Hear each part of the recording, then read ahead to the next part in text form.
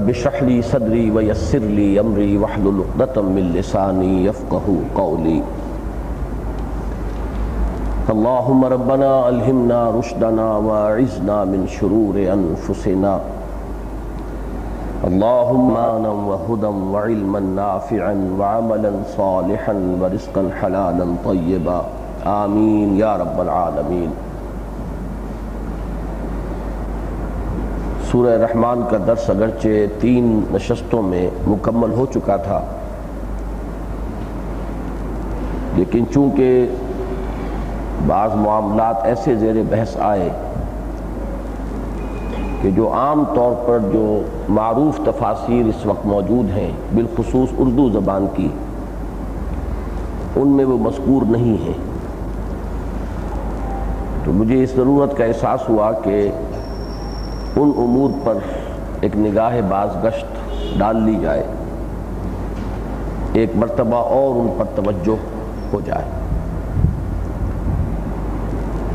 اس ضمن میں 2 باتیں تمہیداً عرض کرنی ہیں۔ ایک تو ہمارے ہاں علماء کرام کے حلقے میں تفسیر بالرائے، اس کو ایک بہت ہی غلط اور بہت گمراہ کن شے سمجھا جاتا ہے، اور چونکہ اس ضمن میں ایک حدیث بھی موجود ہے حضور صلی اللہ علیہ وسلم کا قول مبارک، لہٰذا اس میں کوئی شک نہیں کہ تفسیر بالرائے یقیناً ایک ایسی شے ہے کہ جس سے ہر انسان کو بچنے کی کوشش کرنی چاہیے۔ لیکن تفسیر بالرائے کے مفہوم میں علماء بالخصوص محققین کے مابین اختلاف ہے۔ بعض حضرات جو انتہائی محتاط ہیں وہ تو اس حد تک چلے جاتے ہیں کہ کوئی چیز بھی جو یا نبی اکرم صلی اللہ علیہ وسلم سے منقول نہ ہو یا سلف سے منقول نہ ہو، وہ اپنی زبان سے اس کو نکالنے سے احتراز کرتے ہیں۔ میرے نزدیک یہ ان کا احتیاط کے ضمن میں حد درجے حساس ہونا، اور اس معاملے میں بلکہ لفظ غلو بھی میں استعمال کروں تو وہ غلط نہ ہوگا کہ غلو سے کام لینا ہے۔ اس ضمن میں حال ہی میں ایک بہت عمدہ تصنیف مولانا اخلاق حسین قاسمی، جو دہلی کے اس وقت کے بڑے معروف علماء میں سے ہیں، جنہوں نے مدرسہ جامعہ رحیمیہ دوبارہ شروع کیا ہے، جو شاہ ولی اللہ دہلوی رحمۃ اللہ علیہ کے والد ماجد نے شروع کیا تھا، اور انہی کے نام سے وہ معنون ہے، اور اس میں وہ شیخ التفسیر ہے۔ انہوں نے ایک کتاب لکھی ہے محاسن موضح القرآن۔ موضح القرآن اصل میں نام ہے اس تفسیر کا کہ جو شاہ ولی اللہ دہلوی رحمۃ اللہ علیہ کے جو سب سے بڑے صاحبزادے شاہ عبدالعزیز ہیں انہوں نے لکھی تھی، تو ان کے حواشی ہیں، نہیں بلکہ یہ شاہ عبدالقادر رحمۃ اللہ علیہ کے حواشی ہیں، اور انہی کو موضح القرآن کا نام دیا گیا ہے۔ اکثر اردو تفاسیر میں آپ ان کے حوالے دیکھیں گے، اس لیے کہ جیسے شاہ ولی اللہ دہلوی رحمۃ اللہ علیہ کا مقام ہے علم قرآن میں، اور بالخصوص فارسی ترجمہ جو انہوں نے کیا وہ ان کا ایک اہم اختصاصی مقام ہے، اسی طرح جو اردو تراجم کیے ہیں ان کے 2 صاحبزادوں نے، شاہ عبدالقادر اور شاہ رفیع الدین، وہ آج تک بھی مستند ترین تراجم وہی ہیں۔ اردو میں جتنے ترجمے بعد میں ہوئے ہیں وہ سب انہی سے ماخوذ ہیں، ان سے مستنبط ہیں، اور اس میں بعض حضرات تو اس کا اعتراف نہیں کرتے، لیکن یہ کہ حضرت شیخ الہند رحمۃ اللہ علیہ نے جو ترجمہ کیا انہوں نے تو باضابطہ اس کا اعتراف کیا ہے کہ یہ کوئی نیا ترجمہ نہیں ہے، بلکہ میں نے موضح القرآن ہی کو، چونکہ 100 برس گزر گئے ہیں اور اردو محاورہ کچھ بدل گیا ہے، اس وقت جو الفاظ مستعمل تھے اب مستعمل نہیں رہے، نئے الفاظ ان کی جگہ آ گئے ہیں، تو میں نے صرف وہ فرق کیا ہے کہ متروک جو الفاظ ہیں ان کو چھوڑ کر جو اس وقت کے مستعمل الفاظ ہیں ان کو درج کر دیا ہے۔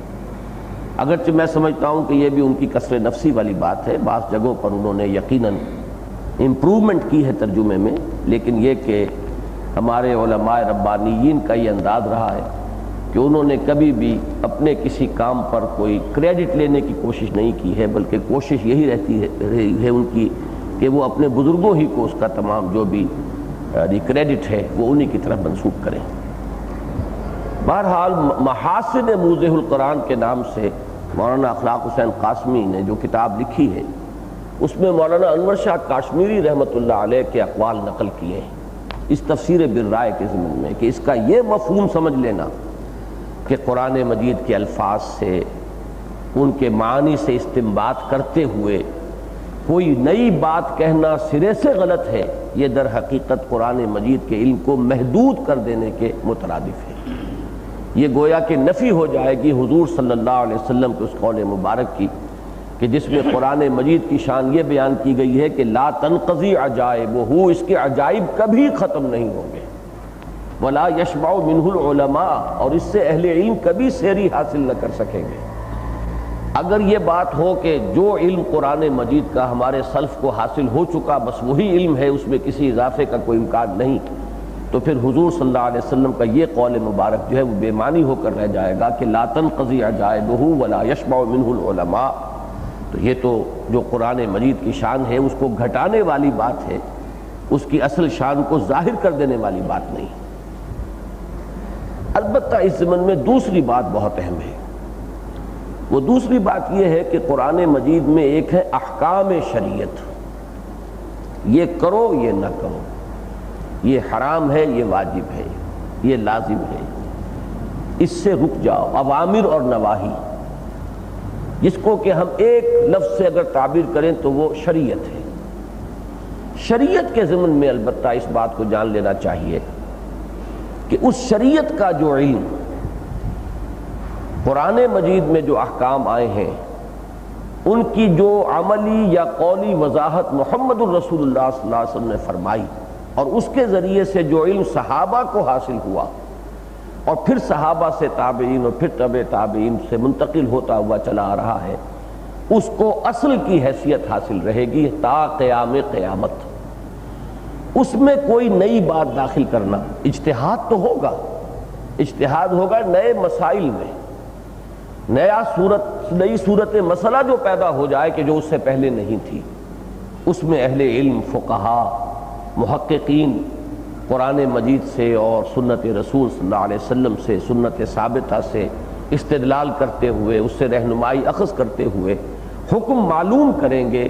نئے مسائل کا کہ جو پیدا ہو جائے، یہ بالکل دوسری بات ہے۔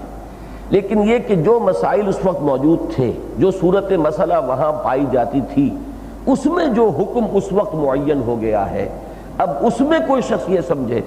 کہ اس میں وہ زمانے کے آگے بڑھنے کے ساتھ ساتھ کوئی اس کے اندر بھی کوئی اضافہ کر سکتا ہے، یا اس میں کوئی یعنی ایک ایسی کیفیت پیدا کر سکتا ہے کہ جو حضور صلی اللہ علیہ وسلم سے یا صحابہ کرام سے منقول نہ ہو، تو یہ میں سمجھتا ہوں کہ یہ بہت بڑی گمراہی ہوگی۔ البتہ اصل میدان جو ہے اس معاملے میں وہ فینومینا آف دی نیچر جو سائنس کا موضوع ہے۔ قرآن مجید اصلاً سائنس کی کتاب نہیں ہے، نہ یہ کیمسٹری کی کتاب ہے، نہ فزکس کی کتاب ہے، نہ یہ اسٹرانومی کی کتاب ہے، نہ یہ زوالوجی یا باٹنی یا بایولوجی کی کتاب ہے، ان میں سے کوئی بھی اس کا اصل موضوع نہیں ہے۔ لیکن جا بجا قرآن مجید میں ریفرنس موجود ہے فینومینا آف دی نیچر کی طرف، آیات آفاقیہ کے حوالے سے، کائنات کے اندر اللہ تعالیٰ کی خلاقی، صناعی، اس کی قدرت کے جو مظاہر ہیں ان کے حوالے سے بہت سے ایسے مسائل ہیں جن کا تعلق جو ہے وہ طبیعیات سے ہو جاتا ہے، بہت سے ایسے مسائل ہیں جن کا تعلق فلکیات سے ہو جاتا ہے، بہت سے ایسے ریفرنسز قرآن مجید میں موجود ہیں جن کا تعلق امبریولوجی سے ہے، علم الجنین سے ہے، بہت سے ایسے معاملات ہیں جن کا تعلق علم طبقات الارض، جیولوجی جو ہے اس کے ساتھ واقع ہوتا ہے۔ تو فینومینا آف دی نیچر جو ہے اس کی طرف ریفرنسز قرآن مجید میں جا بجا موجود ہیں، اگرچہ قرآن مجید کا اصل موضوع وہ نہیں۔ اب ظاہر بات ہے کہ ان کے ضمن میں، ان کے فہم کے سلسلے میں آج سے 1400 سال قبل جو انسان کی علمی سطح تھی، جہاں تک ابھی وہ تجرباتی علوم پہنچے تھے، جہاں تک یہ سائنسز ترقی کر چکی تھی، اس سے آگے بڑھ کر ان چیزوں کا مفہوم اس وقت سمجھنا محال عقلی تھا۔ ناممکن تھا۔ لہذا ان کو براہ راست جو ہے نبی اکرم صلی اللہ علیہ وسلم نے ہم دیکھتے ہیں کہ ڈسکس بھی نہیں کیا ہے۔ اگر کہیں کو ریفرنسز آ گئے ہیں تو وہ بھی میں سمجھتا ہوں کہ جو اس دور کی علمی سطح ہے اسی کو سامنے رکھ کر حضور صلی اللہ علیہ وسلم نے اس کے ضمن میں کچھ ارشاد فرمایا ہے۔ یہ وہ فیلڈ ہے کہ اس میں جیسے جیسے اب علم آگے بڑھ رہا ہے، سائنس کے اندر ترقی ہو رہی ہے، مزید جو ہے گوشے کھلتے چلے جا رہے ہیں، دائرہ وسیع سے وسیع تر ہوتا چلا جا رہا ہے، ایک ایک جو ہے سائنس کا شعبہ اس کے اندر اتنی ترقی ہوئی ہے کہ اب تو محالات میں سے ہے یہ کہ کوئی شخص ان تمام علوم کا عالم ہو سکے۔ یہ تو ہو سکتا ہے کہ مبادی جو ہے تمام علوم کے وہ کسی شخص کے علم میں ہو، مبادیات طبیعیات کے بھی اور مبادیات کیمیا کے بھی اور مبادیات حیاتیات کے بھی اور مبادیات فلکیات کے بھی کسی شخص کے علم میں ہو، لیکن یہ کہ ہر شعبہ اپنی جگہ پر اتنی وسعت اختیار کر چکا ہے کہ کسی شخص کا ان سب کا ماہر ہونا اس وقت تقریباً محال عقلی ہے۔ تاہم ان شعبوں کے اندر جو ترقی ہو رہی ہے اس کی روح سے قرآن مجید کی ان آیات کی تعبیر اور تشریح اور تفسیر کے اندر کہ جن کا تعلق ان ریفرنسز سے ہے، ان فینومینا آف دی نیچر سے ہے، اس میں ہمیں اس سائنس کی معلومات سے فائدہ اٹھانا ہوگا، اور یہاں قطعاً کوئی چیز مانے نہیں ہوگی۔ اس میں یہ بات کہ یہ بات پہلے کسی نے نہیں کہی، یہ دلیل نہیں بنے گی، ہمارے قدم کو نہیں روکے گی، اس لیے کہ اس کا ہم عقلی طور پر جو ہے پہلے ہی سمجھ چکے ہیں کہ یہ تو وہ چیز ہے کہ جو اس دور کی علمی سطح کے مطابق ہی اس وقت سمجھی جا سکتی تھی۔ آج ہمارے یہ علوم جو ہیں تجرباتی علوم اور سائنسی علوم جس سطح تک پہنچ چکے ہیں، ہمیں ان سے رہنمائی حاصل کرنی ہے اور ان آیات کی تشریح کے ضمن میں ان سے مدد لینے میں ہرگز کوئی حرج نہیں۔ تو میں نے دو باتیں عرض کی، ایک تو تفسیر بالرائے کے بارے میں بھی جو ایک عام تصور علماء کرام کی احتیاط کے وجہ سے جو پھیل گیا ہے، اس تصور پر بھی آپ حضرات نظر ثانی فرمائیں، اور میں نے خاص طور پر ریفرنس دیا ہے اس لیے کہ اس دور کے علماء میں سے انور شاہ کاشمیری رحمۃ اللہ علیہ کا بہت بلند مقام ہے، تو انہوں نے جس قدر کھل کر بات کی ہے کہ یہ بہت ہی ایک بچگانہ سی بات سمجھ لی گئی ہے کہ قرآن مجید میں کوئی بات بھی جو ہے اس کے الفاظ سے استدلال کرتے ہوئے، اس کے نظم سے استدلال کرتے ہوئے، جدید معلومات سے استدلال کرتے ہوئے کوئی بات کہنا تفسیر بالرائے ہے۔ اگر ایسا ہے تو پھر تو در حقیقت قرآن مجید کے علم کو محدود کر دینا ہوگا، اور یہ ٹکراؤ ہوگا حضور صلی اللہ علیہ وسلم کے اس قول سے کہ لا تنقضی عجائبہ ولا یشبع منہ العلماء، اس کے علم میں اضافہ ہوتا رہے گا، اور ہر دور میں قرآن مجید کے اس فہم کے اندر اس دور کی علمی سطح کے مطابق ترقی کی ایک شان جو ہے وہ پیدا ہوگی۔ البتہ میں نے بعد میں دو حصوں میں اس کو تقسیم کر دیا ہے۔ علم الاحکام،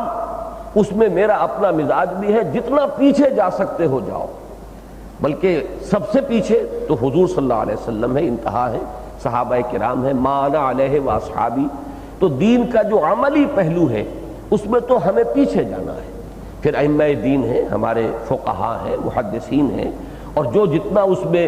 اولین زمانے کا ہوگا، جتنا متقدم ہوگا، اتنا ہی گویا کہ اس اصول کے تحت ہمارے لیے وہ زیادہ سے زیادہ جو ہے وہ یعنی اس کی رائے کی وقت دینا جو ہے ہمارے لیے اس اصول کے تحت ہو جائے گا۔ لیکن یہ ہے کہ جہاں تک فینومینا آف دی نیچر کا تعلق ہے، اس کی ضمن میں جتنا آگے بڑھ سکتے ہو آگے بڑھیے، اور اگر یہ ہم نہیں کریں گے تو ایک بڑی خلیج حائل ہو رہی ہے کہ جو اس وقت کے جدید تعلیم یافتہ طبقات اور قرآن مجید کے مابین جو ایک بہت بڑی خلیج ہے، اس کا اصل سبب یہی ہے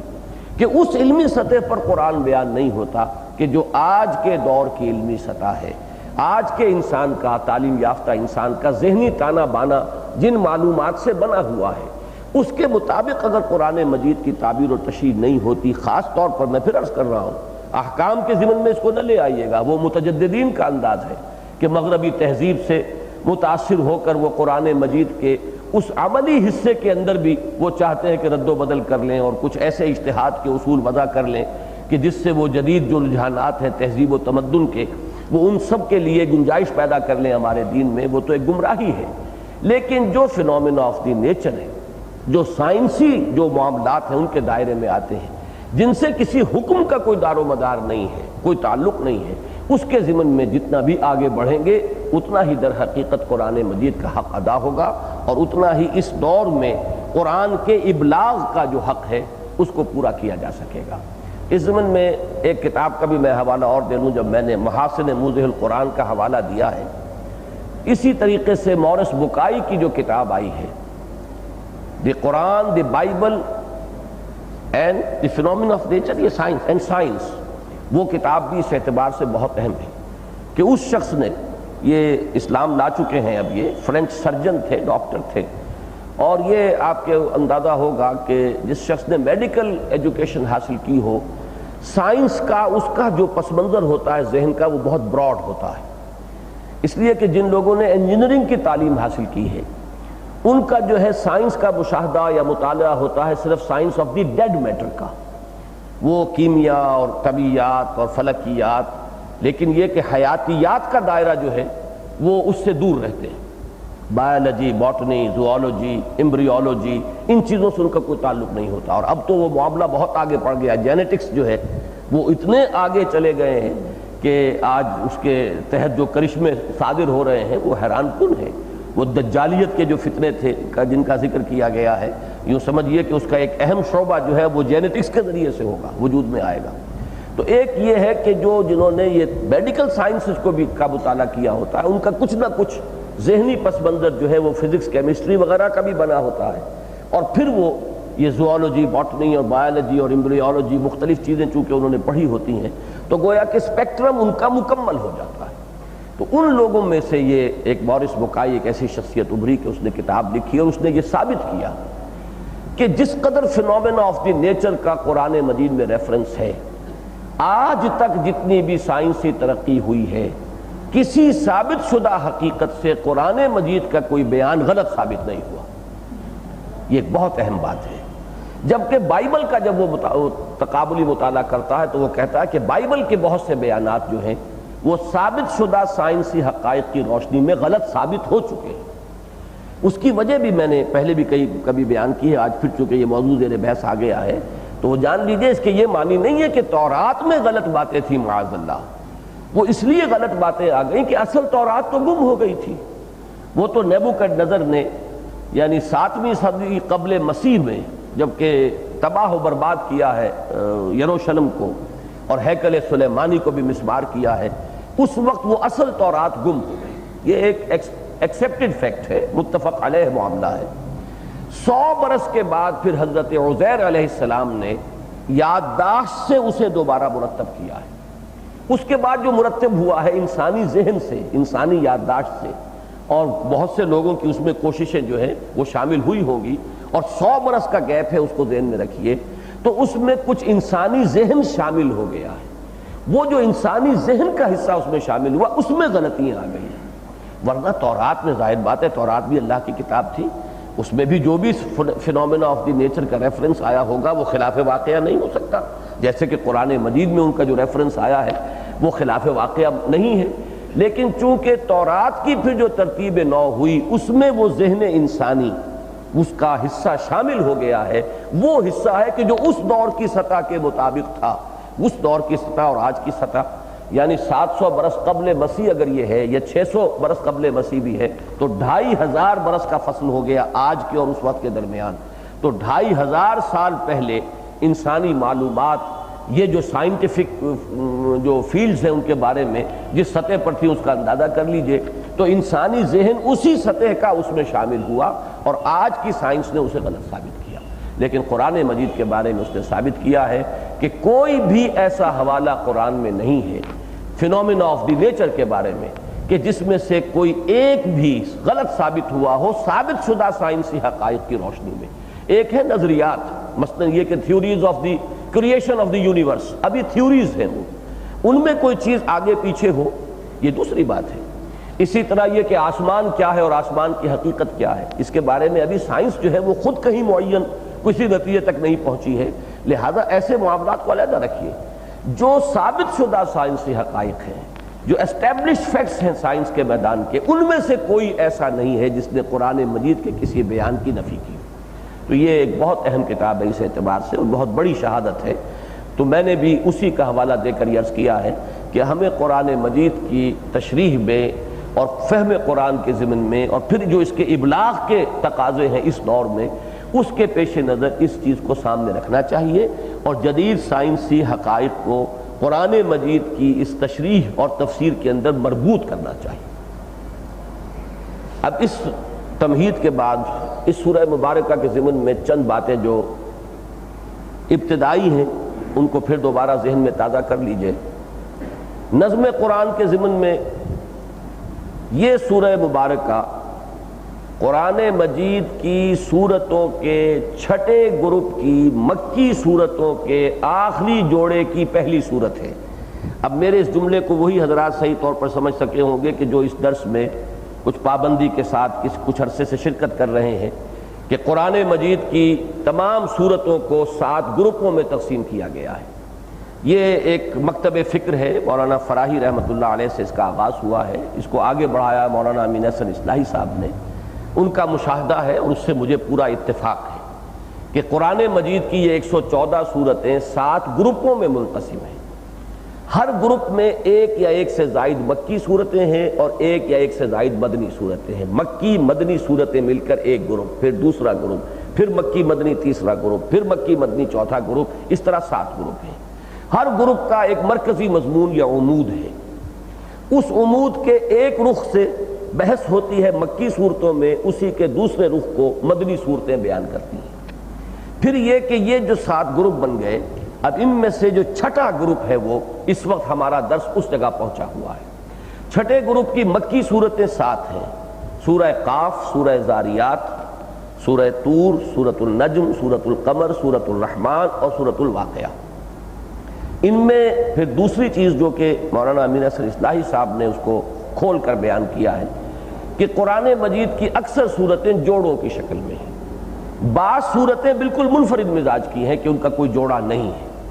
میرے نزدیک اس کی بہت اہم مثال، سب سے اہم مثال جو متفق علیہ ہے وہ تو سورہ فاتحہ ہے۔ اس کا تو جوڑا اگر ہے تو پورا قرآن اس کا جوڑا بنے گا، وہ اتنی عظیم صورت ہے، ام القرآن، اساس القرآن۔ اسی طرح کی ایک عظیم صورت سورہ یاسین ہے، وہ بھی منفرد ہے صورت اپنے مزاج کے اعتبار سے۔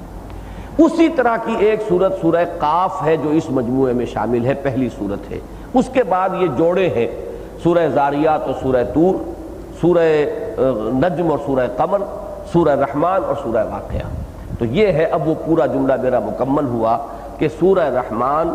قرآن حکیم کی صورتوں کے چھٹے گروپ کی مکی صورتوں کے آخری جوڑے کی پہلی صورت ہے۔ یہ جو جوڑا ہے سورہ رحمان اور سورہ واقعہ، اس میں بعض چیزیں مشترک ہیں ان دونوں صورتوں کے مابین۔ وہ چیزیں بالکل سامنے کی ہیں لیکن عام طور پر توجہ ان کی طرف نہیں ہوئی ہے، میں صرف توجہ دلا رہا ہوں ورنہ اس میں کوئی نئی بات نہیں ہے۔ ایک بات جس کی طرف میرا ذہن منتقل ہوا اور میں چونک گیا کہ ان دونوں صورتوں میں ایمان بالرسالت کا کوئی ذکر نہیں، کہیں کسی نبی کا نام نہیں، کہیں کسی رسول کا نام نہیں، کہیں کسی قوم کی ہلاکت کا ذکر نہیں۔ پھر ایمان بالرسالت کے ساتھ جو چیزیں متعلق ہوتی ہیں ان میں سے بھی کوئی مذکور نہیں۔ یعنی یہ کہ ہر صورت کا اپنا ایک مزاج ہے، صرف یہ کہ ہم ان صورتوں کے ساتھ ذہنی ہم آہنگی کے اعتبار سے میں عرض کر رہا ہوں کہ اگر ان چیزوں کو پیش نظر رکھیں گے تو ان کے ساتھ ہماری وہ ذہنی ہم آہنگی زیادہ پیدا ہوگی۔ اس میں توحید کا ذکر بھی ہے، آخرت کا ذکر بھی ہے۔ مکی صورتوں کے مضامین میں میں نے بارہا عرض کیا ہے، ایمانیات ثلاثہ اس کا جزو لازم ہوتے ہیں۔ ایمان باللہ یا توحید، ایمان بالآخرہ یا معاد، ایمان بالرسالت، مکی صورتوں کے یہ گویا کہ مشترک مضامین ہیں۔ کہیں ایمان بالرسالت پر زیادہ زور ہوگا، کہیں ایمان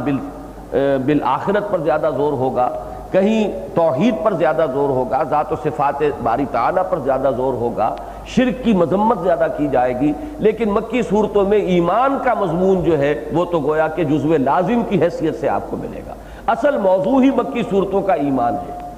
شریعت جو ہے وہ تو آتی ہے مدنی صورتوں میں، مکی صورتوں کا اصل مضمون جو ہے وہ ہے ایمان۔ اور ایمان میں ایمانیات ثلاثہ کی جب ہم تقسیم کرتے ہیں تو 2 گروپ جو ہے مکی صورتوں کے ان میں زیادہ زور ایمان بالرسالت پر ہے، 2 گروپ جو ہے وہ ہم پڑھ چکے ہیں ان میں زیادہ زور جو ہے توحید پر اور اللہ تعالیٰ کی ذات و صفات پر ہے۔ 2 میں انذار آخرت، یہ اس کا اصل مضمون ہے۔ ان صورتوں کے اندر ہم یہ دیکھتے ہیں کہ ایمان بالرسالت کا نہ سورہ رحمان میں ذکر ہے نہ سورہ واقعہ میں ذکر ہے، بلکہ سارا کا سارا ذکر اللہ تعالیٰ کا اور آخرت کا ذکر۔ اس کا اگر تقابل کریں گے آپ تو سورہ قاف کے اندر 3 آیتوں میں 8 قوموں کی ہلاکت کا ذکر ہے۔ میں یہ چاہتا ہوں کہ ذرا سا چونکہ یہ تقابلی مطالعہ آج ہم کر رہے ہیں تو اب آپ ان کو ذرا دیکھتے جائیے۔ سورہ قاف کی آیات 12 سے کذبت قبلہم قوم نوح واصحاب الرس وثمود وعاد وفرعون واخوان لوط واصحاب الایکۃ وقوم تبع کل کذب الرسل فحق وعید۔ 3 آیات میں 8 اقوام کا ذکر ہے جن کی طرف اللہ کے نبی اور رسول آئے، انہوں نے ان کی تکذیب کی، ان کو جھٹلایا، اس کی نتیجے میں وہ ہلاک و برباد کی گئی۔ سورہ زاریات میں حضرت ابراہیم کے ذکر سے بات شروع ہوتی ہے، پھر حضرت لوط کا ذکر ہے، قوم نوح کا ذکر ہے، قوم ہود کا ذکر ہے، قوم صالح کا ذکر ہے۔ سورہ طور کے اندر پھر ہمیں کوئی ذکر نہیں ملتا انبیاء کرام کا یا رسولوں کا۔ سورۃ النجم میں پھر ذکر موجود ہے اس کے اختتام پر، لیکن بہت ہی اختصار کے ساتھ۔ سورہ قمر میں تو آپ نے چونکہ سورہ رحمان سے متصلاً قبل ہے، وہ ہم نے پڑھا، زیادہ عرصہ نہیں ہوا ہے جب اس کا مطالعہ کیا تھا، تو اس میں تو باضابطہ اسی ترتیب کے ساتھ کہ جو زمانی ترتیب ہے، جو تاریخی ترتیب ہے، پہلے قوم نوح کا ذکر ہے، پھر قوم ہود کا ذکر ہے، پھر قوم صالح کا ذکر ہے، پھر قوم لوط کا ذکر ہے۔ صرف ایک بات یہاں نوٹ کرنے کی ہے کہ سورہ قمر میں بھی اور سورہ نجم میں بھی حضرت شعیب کا یا جو قوم مدین ہے اس کا ذکر موجود نہیں ہے، لیکن یہ 2 صورتیں ایسی ہیں، سورہ رحمان اور سورہ واقعہ، کہ جن میں کسی نبی، کسی رسول، کسی ہلاک ہونے والی قوم کا سرے سے کوئی ذکر نہیں۔ مزید برآں میں نے غور کیا تو ایک اور حقیقت سامنے آئی۔ کچھ چیزیں وہ ہیں کہ جن کا تعلق ہے ایمان بالرسالت کے ساتھ، مثلاً ملائکہ۔ ملائکہ اگرچہ اپنی جگہ پر ان کا وجود، ان کی ہستی، ان کا مقام، ان کا مرتبہ یہ اپنی جگہ ایک مستقل موضوع ہے، لیکن اصلاً ہم سے جو متعلق ہوتے ہیں اور ایمانیات میں جو ان کا ذکر آتا ہے وہ اس اہمیت کی وجہ سے کہ وہی در حقیقت ذریعہ بنے ہیں وحی کے لانے کا، لہذا جب بھی ایمان بالرسالت کا ذکر آتا ہے وہاں ملائکہ کا ذکر آئے گا، لیکن یہاں اس پوری سورہ مبارکہ کے اندر آپ کو کہیں ملائکہ کا ذکر بھی نہیں ملے گا۔ جنات کا ذکر ہے، انسانوں کا ذکر ہے، ملائکہ کا کوئی ذکر نہیں ہے۔ حالانکہ سورۃ النجم میں ہم دیکھ آئے ہیں سورہ ملائکہ کا ذکر ہے، ان کی شفاعت کا جو بھی غلط عقیدہ گھڑ لیا گیا تھا اس کی نفی کی گئی ہے، انہیں جو اللہ کی بیٹیاں قرار دے دیا گیا تھا، ان کے نام مؤنث رکھے گئے، سورۃ النجم میں اس کی نفی کی گئی ہے، وہ سب کچھ ہے، لیکن ان دونوں صورتوں میں ملائکہ کا کوئی ذکر نہیں۔ اسی طرح ایک بات نوٹ کیجئے، ایمان کا لفظ جو ہے اس کا تعلق بھی ایمان بالرسالت کے ساتھ ہے۔ ایمان جو ہے حقیقتاً رسولوں کی تصدیق کا نام ہے، تصدیق بما جاء بہ النبی صلی اللہ علیہ وسلم، وہ ایمان ہے۔ تو ان دونوں صورتوں میں آپ لفظ ایمان بھی کہیں نہیں پائیں گے، ان دونوں صورتوں میں لفظ کفر بھی کہیں نہیں پائیں گے، اس لیے کفر کا تعلق بھی در حقیقت ایمان برسالت کے ساتھ ہے۔ رسول آتا ہے، دعوت پیش کرتا ہے، اس کی دعوت کا انکار کر دینا تو کفر اور تکذیب جو ہے یہ در حقیقت متعلقات میں سے ہیں ایمان بالرسالت کے، ان دونوں کا بھی ذکر نہیں ہے۔ بلکہ یہاں اہل جنت کا ذکر ہوا تو اس کے لیے بھی وَلِمَنْ خَافَ مَقَامَ رَبِّهِ جَنَّتَانِ، یہاں پہ بھی اہل ایمان کا لفظ نہیں آیا ہے۔ جو کوئی بھی ڈرتا رہا اپنے رب کے سامنے کھڑے ہونے سے، جس کے دل میں یہ یقین رہا کہ اپنے رب کے حضور میں حاضر ہونا ہوگا، جواب دہی کرنی ہوگی، ان کا ذکر ہے۔ اسی طرح اہل جہنم کا جب ذکر آیا ہے تو وہاں بھی کفر کا لفظ نہیں آیا۔ یعرف المجرمون بسیماہم فیؤخذ بالنواصی والاقدام، اب یہ لفظ کیوں آ گیا ہے؟ ذرا غور طلب بات ہے، یہاں پر یہ لفظ آیا مجرم پکڑ لیے جائیں گے اس دن اور پہچان لیے جائیں گے اپنی پیشانیوں سے، اور پکڑ لیے جائیں گے پیشانیوں کے بالوں سے، اور جھونک دیے جائیں گے ان کے ہاتھ اور پاؤں پکڑ کر جہنم میں۔ لفظ مجرم آیا ہے، گویا کہ جو متعلقات ہیں ایمان بالرسالت کے ان سے بھی یہ دونوں صورتیں خالی ہیں۔ تو ایک تو یہ اہم نقطہ ہے کہ اس کو سامنے رکھیے۔ دوسرا اہم نقطہ ان دونوں صورتوں کے بارے میں، یہ میں وہ باتیں بیان کر رہا ہوں کہ جو نہیں ہیں ان میں، اوامر اور نواہی ان میں نہیں ہے۔ کہیں حکم ایمان لانے کا، ایمان لاؤ آمنوا باللہ ورسولہ جیسے کہ سورہ حدید میں آئے گا، کہیں نہیں ہے۔ اسی طریقے سے نماز کا، زکوٰۃ کا، صدقے کا، مکی صورتوں میں بھی ان کا ذکر آتا ہے، کوئی اوامر و نواہی آتے ہیں، ان سے بھی آپ کو یہ صورتیں خالی ملیں گی۔ یہاں تک کہ میں اب چونکہ خود میرا ذہن جب ادھر منتقل ہوا ہے تو ایک یعنی کچھ حیرت سی ہوئی ہے کہ اس حد تک یہاں معاملہ ہے کہ اکثر صورتوں میں، مکی صورتوں میں، اگر کوئی جمع کے صیغے سے اوامر و نواہی نہ آئے تو آپ نے یہ دیکھا ہوگا کہ اختتام پر حضور صلی اللہ علیہ وسلم سے واحد کے صیغے میں خطاب ضرور آتا ہے، جس کی مثال دیتا ہوں میں آپ کو اسی سلسلے میں سورہ قاف کو نکال لیجئے پھر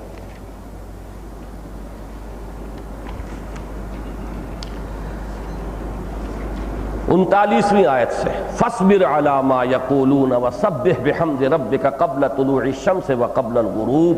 وَمِنَ اللَّيْلِ فَسَبِّحْهُ وَأَدْبَارَ السُّجُودِ وَاسْتَمِعْ يَوْمَ يُنَادِ الْمُنَادِ مِن مَّكَانٍ قَرِيبٍ، اور پھر آگے چل کر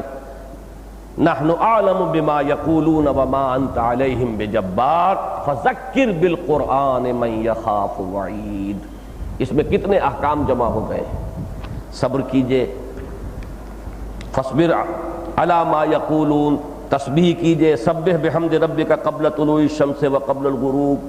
اور من اللیل فسبحہ وادبار السجود واستمع یوم ینادی المنادی من مکان قریب۔ اس سے آگے چل کر یہ کہ فذکر بالقرآن من یخاف وعید، صیغہ واحد کا ہے، خطاب بظاہر حضور صلی اللہ علیہ وسلم سے ہے، اگرچہ ہمارا یہ اصول جو ہے ہمارے سامنے رہے گا کہ یہ خطاب حضور کی وساطت سے آپ پر ایمان لانے والوں سے بھی ہے، لیکن یہ کہ مکی صورتوں میں، بالخصوص ابتدائی مکی صورتوں میں جہاں آپ کو جمع کے صیغے سے خطاب نہیں ملتا اہل ایمان سے، وہاں پر بھی واحد کے صیغے میں حضور صلی اللہ علیہ وسلم سے خطاب کی بات ملتی ہے۔ اسی طرح آپ سورہ زاریات میں دیکھیے فَتَوَلَّ عَنْهُمْ فَمَا أَنْتَ بِمَلُومٍ وَذَكِّرْ فَإِنَّ الذِّكْرَىٰ تَنفَعُ الْمُؤْمِنِينَ۔ اے نبی ذرا ان سے اعراض کر لیجئے، آپ پر کوئی ملامت نہیں ہوگی، وَمَا أَنْتَ بِمَلُومٍ وَذَكِّرْ فَإِنَّ الذِّكْرَىٰ تَنفَعُ الْمُؤْمِنِينَ، اور ذکر تذکیر کیجئے، یاد دہانی کیجئے، اگر وہ اس لیے کہ یہ تذکیر جو ہے یقیناً اہل ایمان کو نفع پہنچانے والی ہے۔ اسی طرح سورہ طور میں دیکھیے وَاصْبِرْ لِحُكْمِ رَبِّكَ فَإِنَّكَ بِأَعْيُنِنَا وَسَبِّحْ بِحَمْدِ رَبِّكَ حِينَ تَقُومُ وَمِنَ اللَّيْلِ فَسَبِّحْهُ وَإِدْبَارَ النُّجُومِ۔ یہ ہے وہ انداز کہ جو اوامر و نواہی میں کچھ گفتگو خطاب میں یہ کرو یہ نہ کرو، لیکن یہ کہ سورۃ الرحمن اور سورۃ الواقعہ دونوں اس سے بھی قطعاً خالی ہیں۔ یہاں ذکر ہے صرف دو چیزوں کا، اب نوٹ کیجئے مثبت انداز میں۔ توحید کا ذکر بھی یہاں اس انداز میں نہیں ہے جیسا کہ قرآن مجید میں اکثر و بیشتر آپ کو ملتا ہے۔ اللہ کی صفات قدرت، اللہ کی صفت علم، اس کا ذکر اس انداز میں یہاں نہیں ہے۔ عام طور پر دو دو صفات یا دو دو اسماء پر آیتیں ختم ہوتی ہیں، وَهُوَ الغفور الرحیم، وَهُوَ السمیع البصیر، وہ انداز یہاں آپ کو نہیں ملے گا۔ یہاں اللہ تعالیٰ کی خلاقی، صناعی، اس کی تخلیق میں بو قلمونی، رنگا رنگی، یہ ہے رنگ اصل میں کہ جو سورہ رحمان میں بھی ہے، اور یہی رنگ آپ کو ملے گا سورہ واقعہ کے اندر بھی۔ تو توحید کے بیان میں بھی ایک خاص پہلو ہے کہ جو ان دونوں صورتوں میں آپ کو مشترک طور پر ملے گا، وہ ہے اللہ کی خلاقی، صناعی، اس کی بو قلمونی، اس کی رنگا رنگی، اس میں منوٹنی ہونے کی بجائے اس میں جو آپ کو ایک تغیر نظر آتا ہے اور بہت سی رنگا رنگی نظر آتی ہے، اور وہ اس کی اصل میں قوت خلاقی جو ہے اس کا مظہر ہے۔ تو یہ ہیں وہ چیزیں کہ جو سورہ رحمان میں بھی آئی ہیں، سورہ واقعہ میں بھی آئی ہیں۔ مزید جن حضرات کو دلچسپی ہے وہ یہ اور نوٹ کر لیں کہ سورہ رحمان میں وہ ایک نیریٹو انداز ہے، اللہ نے یہ کیا، مرج البحرین یلتقیان بینہما برزخ لا یبغیان والارض وضعها للانام، یہ اللہ تعالیٰ کی خلاقی، اللہ کی قدرت کا ایک ذکر ہو رہا ہے بیانیہ انداز میں، اللہ نے یہ کیا، لیکن چونکہ جوڑا ہے اور وہاں کچھ اسلوب جو ہے بدلنا چاہیے، تو سورہ واقعہ میں سوالیہ انداز میں، یہ بارش تم برساتے ہو کہ ہم برساتے ہیں؟ تم نے کبھی غور کیا کہ وہ منی کی بوند جو تم ٹپکا کر فارغ ہو جاتے ہو، اسے تم آگے تخلیق کرتے ہو یا ہم تخلیق کرتے ہیں؟ انتم تخلقونها اب نحن الخالقون،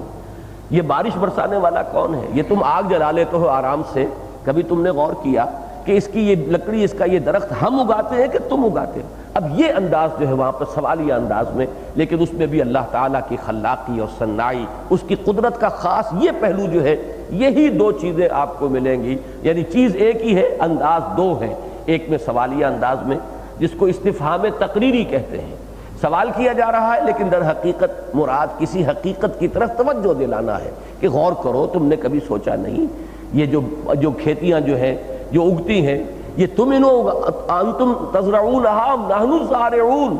کون ہے ان کو اگانے والا، تم ہو یا ہم ہیں؟ تم نے تو بیج ڈالا اور فارغ ہو گئے۔ اس کے بعد یہ کہ کون ہے، جو اقبال نے کہا ہے کہ پالتا ہے بیج کو مٹی کی تاریکی میں کون لایا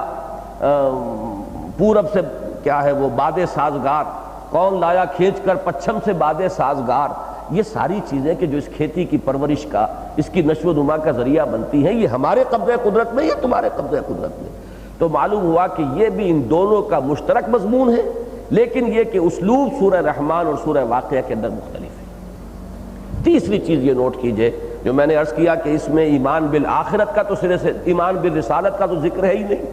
یا توحید، ایمان باللہ ذات و صفات، اور یا پھر آخرت میں بھی اگرچہ یہ سلسلہ جو ہے صورتوں کا یہ انذار کا گروپ ہے، لیکن ان دونوں صورتوں میں تبشیر کا رنگ زیادہ نمایاں ہے۔ جنت کی نعمتوں کا جس تفصیل سے ذکر آیا ہے، جنت کے دو درجات کا جس طریقے سے ذکر آیا ہے سورہ رحمان میں بھی اور سورہ واقعہ میں بھی، اتنی تفصیل سے، اتنی وضاحت سے اہل جہنم کا ذکر نہیں ہے۔ گویا کہ ہے تو دونوں چیزیں موجود، لیکن ہر صورت کا اپنا ایک مخصوص اسلوب ہے۔ ان دونوں صورتوں میں تبشیر کا رنگ زیادہ نمایاں ہے۔ اہل جنت کے لیے جو نعمتیں ہیں، جو اللہ نے جو بھی ان کے لیے آسائشیں اور نعمتیں اور جو ساز و سامان فراہم کیا ہے، ان کا ذکر جو ہے جس قدر تفصیل سے آیا ہے سورہ رحمان میں بھی اور سورہ واقعہ میں بھی، اہل جہنم کی یہ عذاب کی جو صورتیں ہیں ان کا بڑا اجمالی ذکر آیا ہے، اس قدر تفصیل سے نہیں آیا ہے۔ یہ چند باتیں ہیں جو ان دونوں صورتوں کے جو اسلوب ہے اس کے بارے میں نے عرض کی۔ ایک بات جو پہلے عرض کر چکا ہوں اس کو پھر دہرا رہا ہوں آج، جہاں تک مضامین کی ترتیب کا تعلق ہے، ان دونوں صورتوں کے مابین ایک مرر امیج کی نسبت ہے۔ یہ مرر امیج کا لفظ جو ہے، جو حضرات اس کو سمجھتے ہیں، آج کل وہ ڈپلیکس بنتے ہیں، مکان ایک پلاٹ کو دو حصوں میں آپ تقسیم کر کے جب مکان بناتے ہیں تو ایک انتہا پر جو چیز ہے دوسری انتہا پر وہی ہوگی۔ ایک گراج ادھر ہے تو وہ گراج دوسرے اینڈ پر آپ کو ملے گا، ڈرائنگ رومز ہے تو دونوں آپس میں ملے ہوئے ملیں گے۔ یہ بالکل ایسے ہی ہے کہ جیسے مرر امیج ہوتی ہے کہ ہم جب سامنے کھڑے ہوتے ہیں آئینے کے تو ہمارا جو داہنا ہاتھ ہے وہ ہمارے اس امیج کے اندر بایاں بن کر سامنے آتا ہے، اس میں ترتیب الٹ جاتی ہے، اسی لیے یہ لفظ استعمال ہوتا ہے مرر امیج کا۔ اس کو اگر جوڑ دیا جائے گا تو وہ مل جائیں گے، لیکن یہ کہ وہ در حقیقت دونوں ڈپلیکس کے جو دو حصے ہیں وہ ایک دوسرے کا مرر امیج شمار ہوتے ہیں۔ بالکل یہی ترتیب ہے سورہ رحمان اور سورہ واقعہ کے مضامین میں۔ سورہ رحمان کے شروع میں 4 آیات میں قرآن مجید کی عظمت کا ذکر ہے، وہ میں بیان کر چکا ہوں، آج پھر تھوڑا سا اس کا ذکر کروں گا۔ یہ مضمون سورہ واقعہ میں اختتام پر آئے گا اور وہاں 8 آیات آپ کو ملیں گی۔ فلا اقسم بمواقع النجوم وَإِنَّهُ لَقَسَمٌ لَوْ تَعْلَمُونَ عَظِيمٌ إِنَّهُ لَقُرْآنٌ كَرِيمٌ فِي كِتَابٍ مَّكْنُونٍ لَا يَمَسُّهُ إِلَّا الْمُطَهَّرُونَ تَنزِيلٌ مِّن رَّبِّ الْعَالَمِينَ أَفَبِهَٰذَا الْحَدِيثِ أَنتُم مُّدْهِنُونَ وَتَجْعَلُونَ رِزْقَكُمْ أَنَّكُمْ تُكَذِّبُونَ۔ دیکھیے اس صورت کے اسلوب کے مطابق یہاں بھی سوالیہ انداز اختیار کیا گیا، تو کیا تم ایسی کتاب کے بارے میں سستی کی روش اختیار کر رہے ہو، بلکہ اس سے بھی بڑھ کر تم نے یہ بدبختی اپنے لیے اختیار کی ہے کہ اس کا انکار کر رہے ہو۔ تو یہ ہے ایک سوالیہ انداز، جیسے کہ سورہ واقعہ میں اللہ تعالیٰ کی قدرت کا ذکر جو ہے وہ بھی سوالیہ انداز میں ہے۔ اس کے فوراً بعد سورہ رحمان میں اللہ تعالیٰ کی خلاقی اور صناعی جس کا میں ذکر کر چکا ہوں وہ مثبت بیانیہ انداز میں ہے، وہاں اس قرآن مجید کے ذکر سے متصلاً قبل یہی مضمون ملتا ہے سوالیہ انداز میں۔ اس کے بعد سورہ رحمان میں اہل جہنم کا ذکر ہے، مجرمین کا ذکر ہے، وہاں پر بھی اس کے بعد متصلاً قبل جب آئیں گے تو پھر وہ اہل جہنم کا اصحاب الشمال کا ذکر ہے۔ آخری میں اس سورہ مبارکہ میں بھی 2 درجے اہل جنت کے، وَلِمَنْ خَافَ مَقَامَ رَبِّهِ جَنَّتَانِ ایک درجہ ہے، وَمِن دُونِهِمَا جَنَّتَانِ دوسرا درجہ ہے۔ بالکل وہی آپ کو ملے گی سورہ واقعہ کے اندر کہ شروع میں السابقون السابقون اولئک المقربون کا ذکر ہے اور اس کے بعد اصحاب المیمنہ کا ذکر ہے۔ یہ مرر امیج کی جو میرے سامنے ایک حقیقت منکشف ہوئی، اس سے ایک بہت اہم نتیجہ نکلا، وہ میں اپنے درس میں بیان کر چکا ہوں کہ دو جنتوں کا جو ذکر ہو رہا ہے، دو درجات، اس میں ایک سوال پیدا ہوتا ہے کہ جہاں تک سورہ واقعہ میں ہے اس میں تو واضح ہو گیا کہ پہلے ذکر ہے مقربون کا جو بہت بلند درجے والے ہیں، جو بہت ہی اللہ سے قرب رکھنے والے ہیں، اور بعد میں ذکر ہے اصحاب الیمین کا۔ سورہ رحمان میں اس کی کوئی وضاحت نہیں ہے، لیکن اگر یہ مرر امیج والا اصول سامنے آ جائے تو خود بخود اس کی ترتیب واضح ہو جاتی ہے۔ چنانچہ یہی وجہ ہے کہ سورہ رحمان میں بعد میں جو دو جنتوں کا ذکر ہے ان کے بارے میں اس نتیجے پر پہنچا ہوں کہ وہ ہے کہ جن کا ذکر سورہ واقعہ میں مقربین کے ذکر میں آ رہا ہے۔ اور میں نے ایک اشارہ کیا تھا کہ دونوں میں حور کا ذکر جو ہے نام لے کر، وہ وہاں بھی جو اس سورہ رحمان میں آخر میں جو آ رہی ہیں وَمِن دُونِهِمَا جَنَّتَانِ، ان میں ذکر ہے، اور وہاں پر اصحاب جو مقربون ہیں ان کے ضمن میں حور کا ذکر ہے۔ باقی یہاں پر بھی جو پہلی دو جنتوں ہیں ان میں جو ازواج اللہ تعالیٰ عطا فرمائے گا جنتیوں کو، ان کا ذکر تو ہے لیکن لفظ وہ استعمال نہیں ہوا۔ اسی طریقے سے سورہ واقعہ میں اصحاب الیمین کے لیے بھی جو اللہ تعالیٰ نے نعمتیں فراہم کی ہیں ان میں ان ازواج کا ذکر ہے، لیکن ان کے لیے بھی لفظ حور جو ہے وہ استعمال نہیں ہوا ہے۔ یہ چیزیں اگرچہ بہت غیر اہم معلوم ہوتی ہیں، لیکن واقعہ یہ ہے کہ جب آپ نتائج نکالنے بیٹھتے ہیں اور جہاں کوئی مسئلہ اٹک جاتا ہے کہ اب اس کا تعین کیا جائے اس کے مفہوم کا، تو اس میں یقیناً یہ چیزیں انتہائی مفید اور مفید ہوتی ہیں۔ اب اس کے بعد میں آ رہا ہوں وہ سائنٹیفک فنومینا کہ جن کا میں نے ذکر کیا، بلکہ اس سے پہلے میں صرف تھوڑا سا ذکر کر دوں جو 4 ابتدائی آیات ہیں، اس لیے کہ یہ مضمون بھی کہیں اور شاید آپ کو نہیں ملے گا کہ ان 4 آیات میں اللہ تعالیٰ نے چوٹی کی 4 چیزوں کا ذکر کیا ہے، اور اس سے ایک نتیجہ نکلتا ہے پھر جو کہ حدیث نبوی کی شکل میں ہمارے سامنے موجود ہے۔ الرحمن اللہ کے ناموں میں چوٹی کا نام، محبوب ترین نام، اس لیے کہ اس کا مادہ رحمت ہے، اور ہمیں سب سے زیادہ جو چیز درکار ہے اللہ سے وہ اس کی رحمت ہے۔ حضور صلی اللہ علیہ وسلم کا یہ فرمان کہ کوئی شخص جنت میں داخل نہیں ہو سکے گا جب تک کہ رحمت خداوندی دستگیری نہ کرے، اور اس پر یہ سوال کر لینا کسی صحابی کا، بڑی ہی ہمت کا مظاہرہ کیا انہوں نے کہ کیا حضور آپ بھی، اور حضور کا پھر یہ جواب دینا کہ ہاں میں بھی۔ تو اب اس سے آپ اندازہ کر لیجئے کہ تاب دیگراں چے رسد، معلوم ہوا کہ اصل میں تو ہم رحمت کے ہی محتاج ہیں، اور وہ رحمت اللہ کے اس نام کے اندر، یہ الرحمن، وہ ایک ٹھاٹھے مارتے ہوئے سمندر کی شان کے ساتھ سامنے آتی ہے۔ تو اللہ کے ناموں میں محبوب ترین نام رحمان۔ علم القرآن، اللہ نے ویسے تو جو علم بھی انسان کے پاس ہے، جو آج تک ہے اور تا قیامت آئے گا، سب کا منبع اور سرچشمہ اللہ کی ذات ہے۔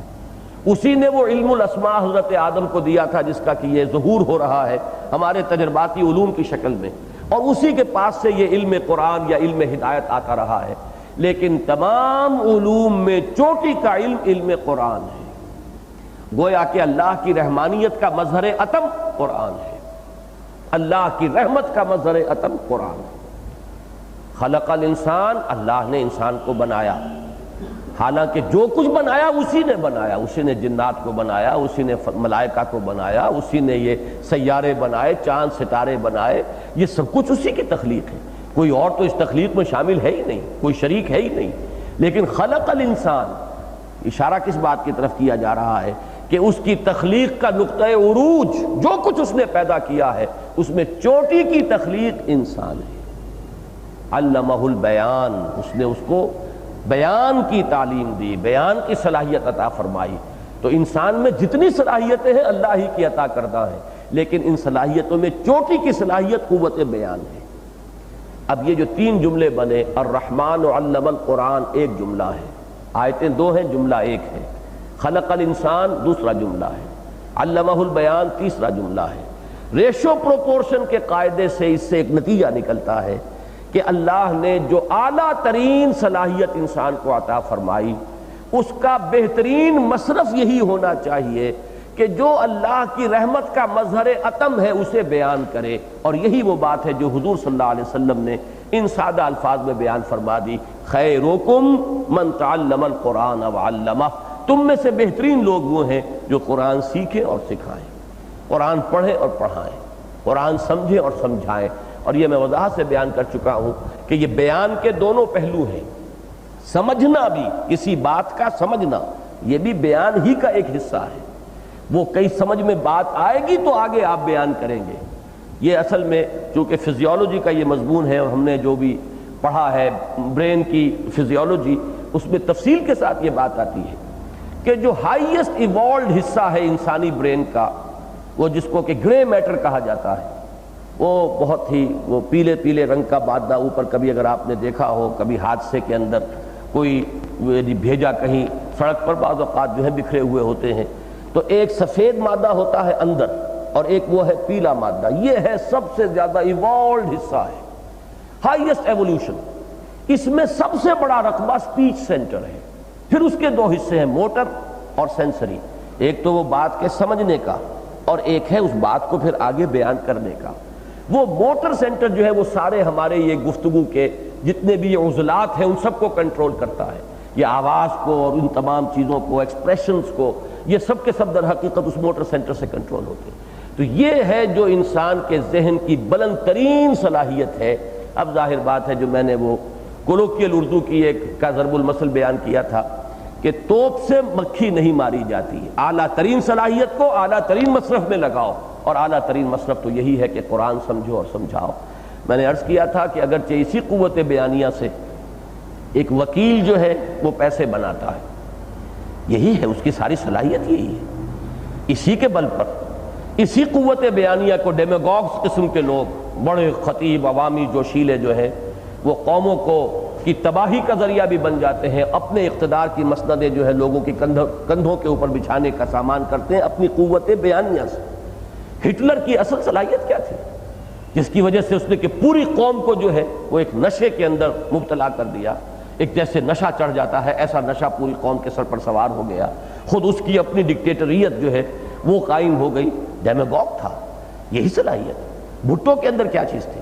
یہی جو ایک عوامی ایک قوت بیان، اور اس کو جذبات کے اندر پورے مجموع کو 4-4 لاکھ کے مجموع کو وہ شب بہا کے لے گیا۔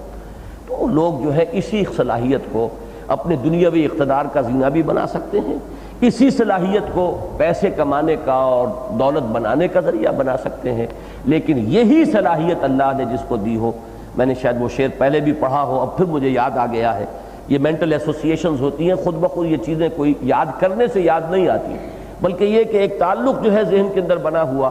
کہ ایک شعر ہے علامہ اقبال کا جو ان کے مقبرے پر بھی جو چند ان کے چنے ہوئے اشعار جو لکھے گئے ہیں ان میں سے وہ بھی شامل ہے، ان میں کہ اگر یک قطرہ خون داری، اگر مشتے پرے داری، بیا بامن تو آموزم طریق شاہ بازی را، اگر ایک قطرہ خون بھی تمہارے جسم میں ہے اور اگر مٹھی بھر پر تمہیں اللہ نے دیے ہیں تو آؤ میرے پاس، میں تمہیں شاہبازی کی تعلیم دوں۔ اس لیے کہ اصل میں تو شاہباز بننا چاہیے، شاہین بننا چاہیے۔ اسی طریقے سے میں کہہ رہا ہوں کہ اگر کسی میں قوت بیانیہ کی کوئی رمق ہے، اللہ نے کسی کو یہ صلاحیت عطا کی ہے، تو اسے وقف کر دینا چاہیے اپنی صلاحیت کو قرآن کے سمجھنے اور سمجھانے کے لیے۔ بفہوائے قول نبوی علیہ الصلاۃ والسلام، حضرت عثمان ابن عفان رضی اللہ تعالیٰ عنہ سے مروی ہے، خیرکم من تعلم القرآن وعلمہ، تم میں سے بہترین لوگ وہ ہیں جو قرآن سیکھیں اور سکھائیں۔ لیکن دیکھیے کمال یہ ہے کہ یہ 4 آیتیں بیان کر کے نتیجے کو چھوڑ دیا گیا، اس لیے کہ نتیجہ یہاں بیان کیا جاتا تو وہ فعل امر بنتا، اب یہ کرو،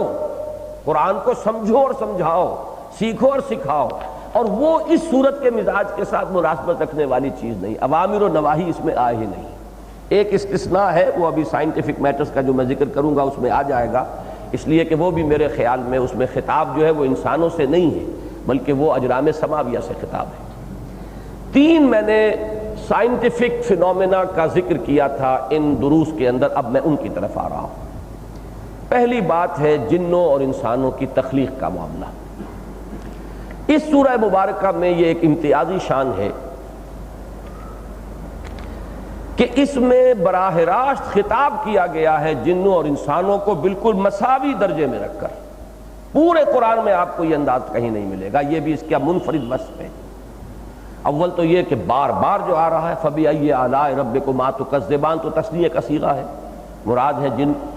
پھر یا معشر الجن والانس ان استطعتم ان تنفذوا من اقطار السماوات والارض فانفذوا لا تنفذون الا بسلطان، جس طرح براہ راست خطاب ہے یکجا کر کے انسانوں اور جنوں کو۔ قرآن مجید میں صرف ایک آیت اور ہے سورہ انعام کے اندر جس میں یا معشر الجن والانس یہ خطاب کے الفاظ موجود ہیں، لیکن یہ ہوگا قیامت کے دن کہ اے جنوں اور انسانوں کی قوم الم یاتکم رسل منکم، کیا تمہارے پاس رسول نہیں آئے تھے تم میں سے؟ یہ خطاب آخرت کا ہے۔ دنیا میں کوئی خطاب اس پورے قرآن مجید میں جنات اور انسانوں کو یکجا کر کے ایک جگہ بریکٹ کر کے مخاطب جو ہے سوائے اس سورہ رحمان کے اور کہیں نہیں کیا گیا۔ اسی میں وہ بھی آیت موجود ہے سنفرغ لکم ایھا الثقلان، تو یہ خطاب براہ راست جو ہے جنوں اور انسانوں کو یکجا کر کے یہ ایک منفرد خصوصیت ہے سورہ رحمان کی۔ اسی طریقے سے نوٹ کیجئے کہ اگرچہ ایک مثال اور موجود ہے قرآن مجید میں کہ ایک جگہ پر ذکر کیا گیا ہے جنوں اور انسانوں کی تخلیق کا، باقی بعض جگہ پر تقابل ہے، شیطان کے قول میں آ گیا ہے کہ مجھے آگ سے پیدا کیا، اس آدم کو تو نے مٹی سے بنایا، میں اس سے بہتر ہوں، انا خیر منہ، میں کیسے اس کو سجدہ کروں، کیسے جھکوں اس کے سامنے، خلقتنی من نار وخلقتہ من طین، مجھے تو نے آگ سے بنایا، اسے مٹی سے بنایا۔ اور سورہ کہف سے ہمیں معلوم ہے کہ وہ شیطان جو ہے وہ عزازیل وہ جنات میں سے تھا، کان من الجن ففسق عن امر ربی۔ لیکن یہ کہ براہ راست جنات کی اور انسانوں کا تقابل کرتے ہوئے تخلیق کا ذکر جو ہے وہ سورہ حجر میں ہے یا سورہ رحمان میں ہے۔ سورہ حجر میں بھی وہ دو آیتیں علیحدہ علیحدہ ہیں، لقد خلقنا الانسان من صلصال من حمأ مسنون ایک آیت، والجان خلقناہ من قبل من نار السموم دوسری آیت۔ یہاں جو ہے یہ واحد مثال ہے پوری قرآن مجید میں کہ ایک ہی آیت میں دونوں کو جمع کیا گیا ہے۔ خلق الانسان نہیں، ایک جگہ پر جمع کیا گیا، آیت تو دو ہی ہے، خلق الانسان من صلصال کالفخار وخلق الجان من مارج من نار، اور ان جنوں کو پیدا کیا ہے آگ کی لپٹ سے۔ یہاں تک تو معاملہ واضح ہے۔ میں نے جو بات اضافی عرض کی تھی کہ ایسے محسوس ہوتا ہے کہ یہ دونوں در حقیقت زمینی پیداوار ہیں۔ انسان کا زمین سے پیدا ہونا یہ تو بالکل واضح ہے، قرآن مجید میں بار بار آیا، مٹی سے بنایا، تین سے بنایا، گارے سے بنایا، یہ مضمون تو اس قدر تکرار کے ساتھ آیا ہے کہ قرآن مجید کے ہر طالب علم کے علم میں ہے۔ لیکن یہ بات کہ در حقیقت اسی زمین کی ایک حالت وہ تھی، یہ اب آج کی ہماری سائنس ہے جو ہمیں بتا رہی ہے۔ ظاہر بات ہے کہ آج سے 1400 برس قبل یا 1500 برس قبل یا 1000 برس قبل بھی یہ بات جو ہے لوگوں کے علم میں نہیں تھی کہ یہ زمین جیسی آج ہمیں نظر آ رہی ہے ہمیشہ سے ایسی نہیں تھی۔ یہ بھی ابتداً آگ کا ایک کرہ تھی، ایک شعلہ، ایک آگ کا ایک بہت بڑا ناری کرہ۔ وہ آگ ٹھنڈی ہوئی ہے تو جیسے انگارے کے اوپر راکھ آ جاتی ہے ایسے ہی زمین کے اوپر کرسٹ آف دی ارتھ جو ہے وہ بنا ہے۔ یہ راکھ ہے زمین کی کہ جو مٹی کی شکل میں ہمیں نظر آ رہی ہے۔ پھر جیسے کہ کوئی چیز ٹھنڈی ہوتی ہے تو سکڑتی ہے،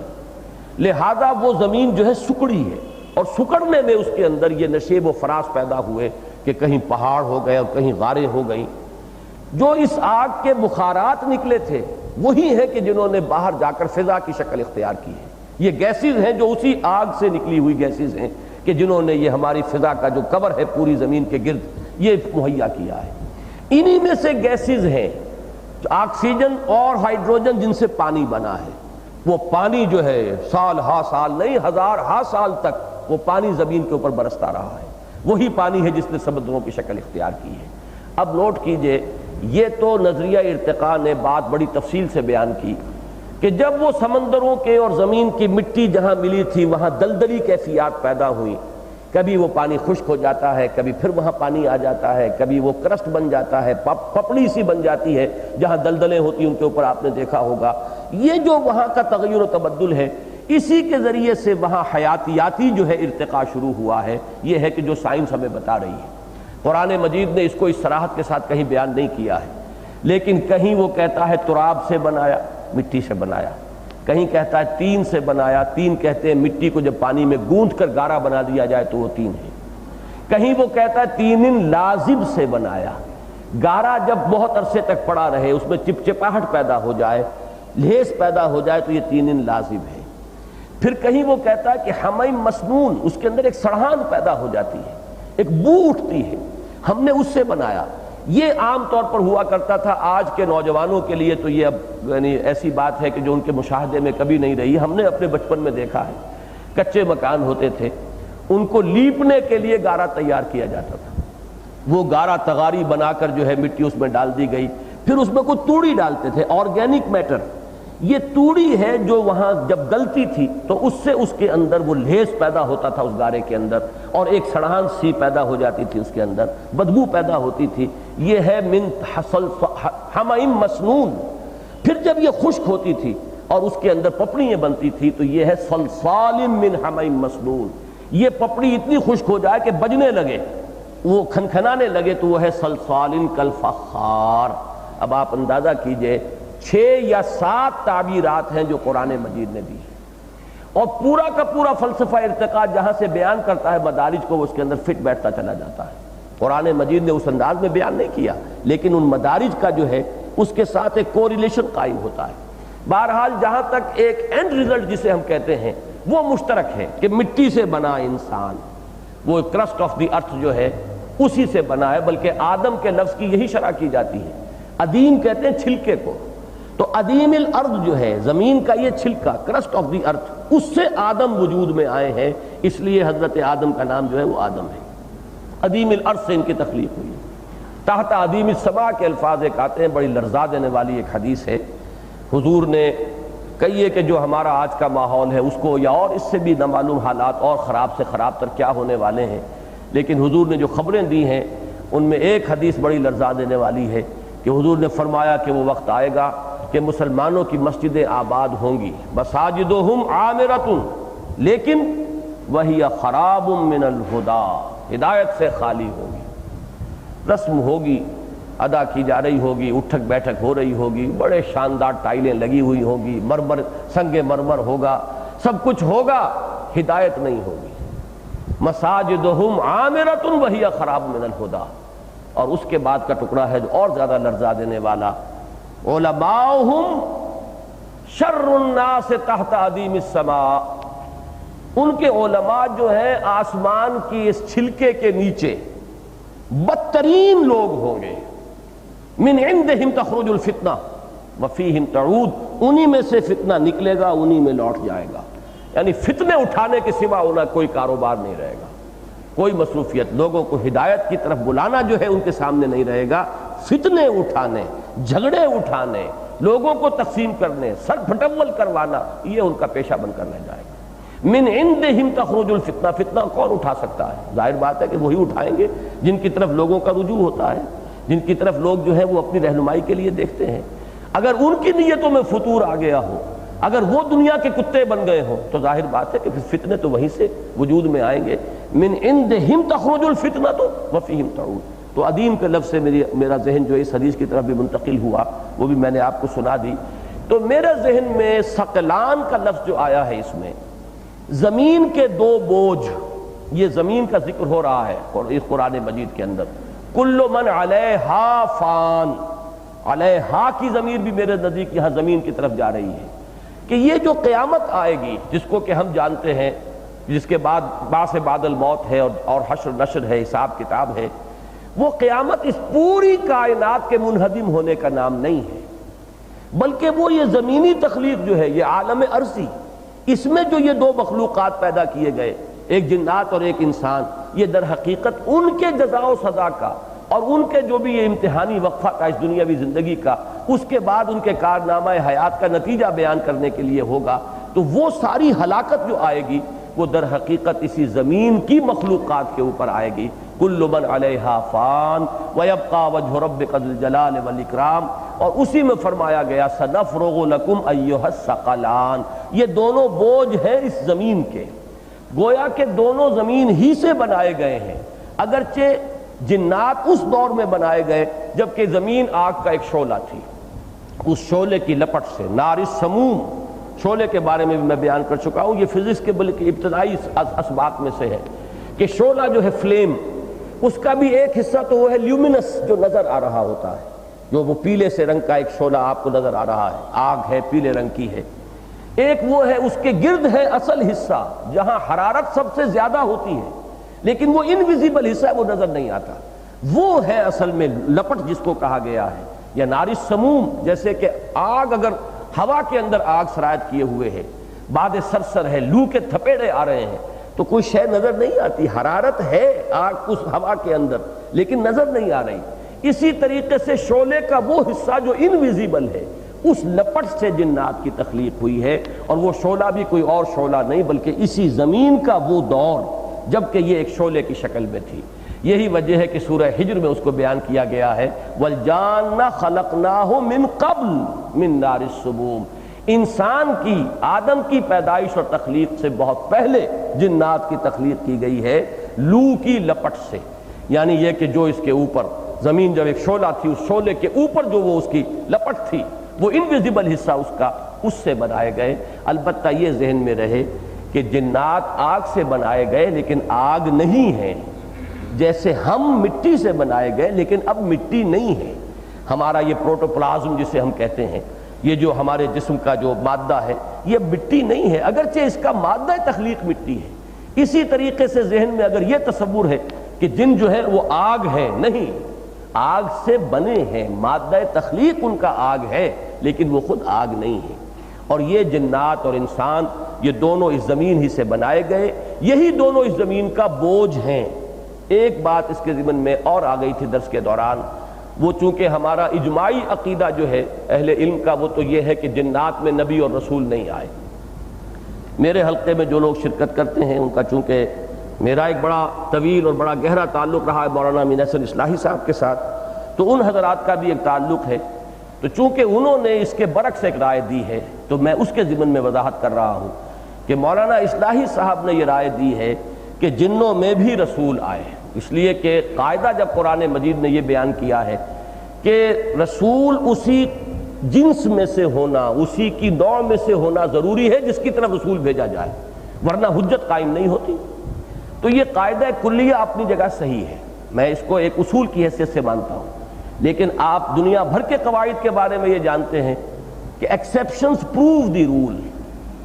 کہیں نہ کہیں ایکسیپشنز ہوتی ہیں، اور ایکسیپشنز در حقیقت اس قانون کو مزید ثابت کرتی ہیں کہ جب استثناء ہے تو استثناء کا مطلب یہ ہے کہ وہ ایک خالص استثنائی کیفیت ہے جس کو بیان کیا جا رہا ہے، ورنہ قاعدہ کلیہ وہی رہے گا۔ ویسے تو یہ ہے کہ قرآن مجید نے یہ بھی بیان کیا ہے کہ اکثر رسول جو بھیجے گئے وہ اسی قوم کا فرد ہوتے تھے،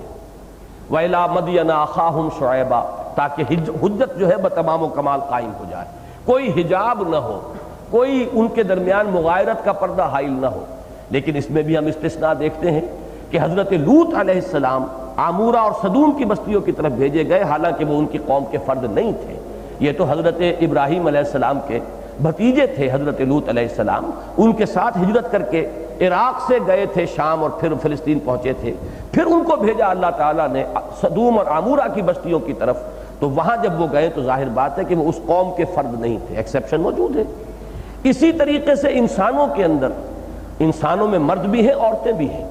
اگر حجت ہی قائم کرنے کے اس قانون کو ہم بالکل اٹل مان لیں گے تو اس کا مطلب یہ کہ عورتوں کے لیے پھر عورتیں نبی ہونی چاہیے تھی، جبکہ ہمیں معلوم ہے کہ نبوت عورتوں کے لیے نہیں ہے، حالانکہ عورتوں کی نفسیات، عورتوں کے معاملات، عورتوں کے احساسات، ظاہر بات ہے کہ مرد کبھی بھی اپنے اوپر وہ کیفیت طاری نہیں کر سکتا۔ اگر رسول اور نبی صرف مرد ہوئے ہیں تو اگر وہی قاعدہ جو ہے بالکل اٹل ہو جائے، اس میں کہیں کوئی استثناء نہ ہو، تو اس کی روح سے تو پھر نبی جو ہے کوئی آنی چاہیے تھی، خواتین میں سے بھی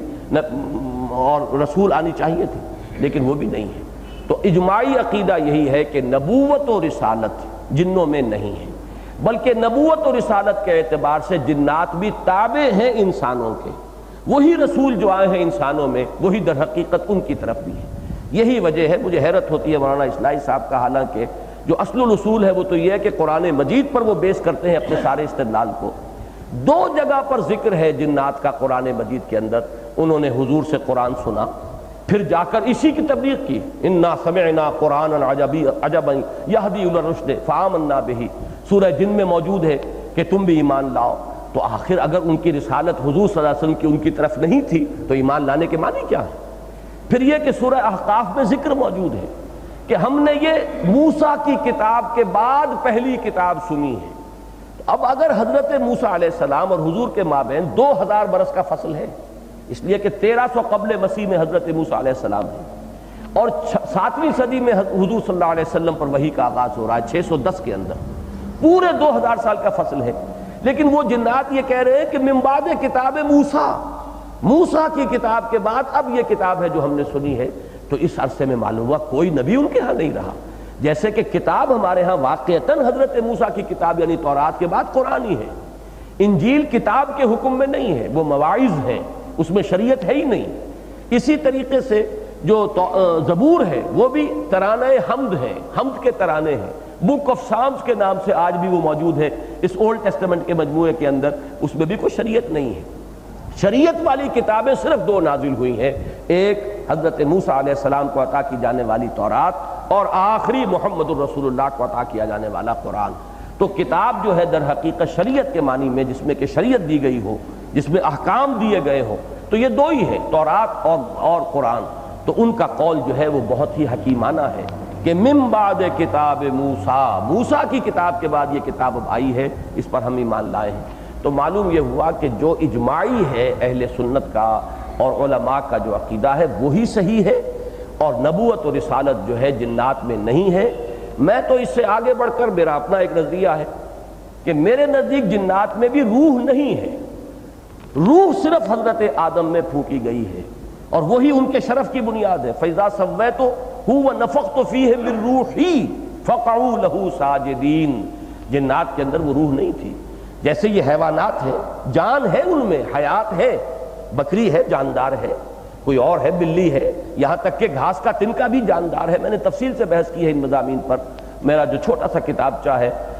عظمت سوم، کہ روح اور ہے جان اور ہے، جان اور روح کو گڈمڈ نہیں کرنا چاہیے۔ عام طور پر مغالطہ یہ ہو جاتا ہے ہمارے ذہنوں میں، چونکہ یہ لفظ ہم بولتے روح نکل گئی، روح عالم بالا کو پرواز کر گئی، موت کے وقت اس لفظ روح کا اطلاق ہم کرتے ہیں۔ روح بالکل دوسری شے ہے،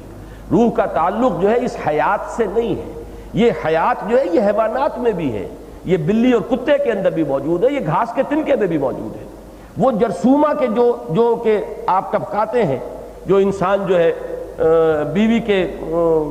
بطن میں ٹپکاتا ہے، وہ بھی ذی حیات ہے، اس کے اندر زندگی ہے، اس میں حرکت ہے، بڑی تیزی کے ساتھ حرکت کرنے والا جرثومہ ہے۔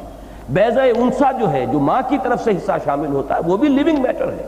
تو لائف اور شے ہے، روح اور شے ہے۔ وہ روح جو ہے روح ملکوتی، جس کا تعلق اللہ کی ذات کے ساتھ ہے، وَنَفَخْتُ فِيهِ مِن رُوحِي، وہ صرف اس حضرت انسان کا ایک شرف ہے جو اللہ نے اسے عطا فرمایا، اور وہی روح ریسیپینٹ ہے وحی کی۔ لہذا جنات کے لیے وحی ممکن ہی نہیں ہے ریسیو کرنا۔ اس وحی کی ریسیپشن جو ہے صرف انسان ہی کر سکتے تھے، جن کے اندر کہ وہ روح جو ہے، جو اللہ تعالیٰ نے جس کا تعلق اپنی ذات کے ساتھ قائم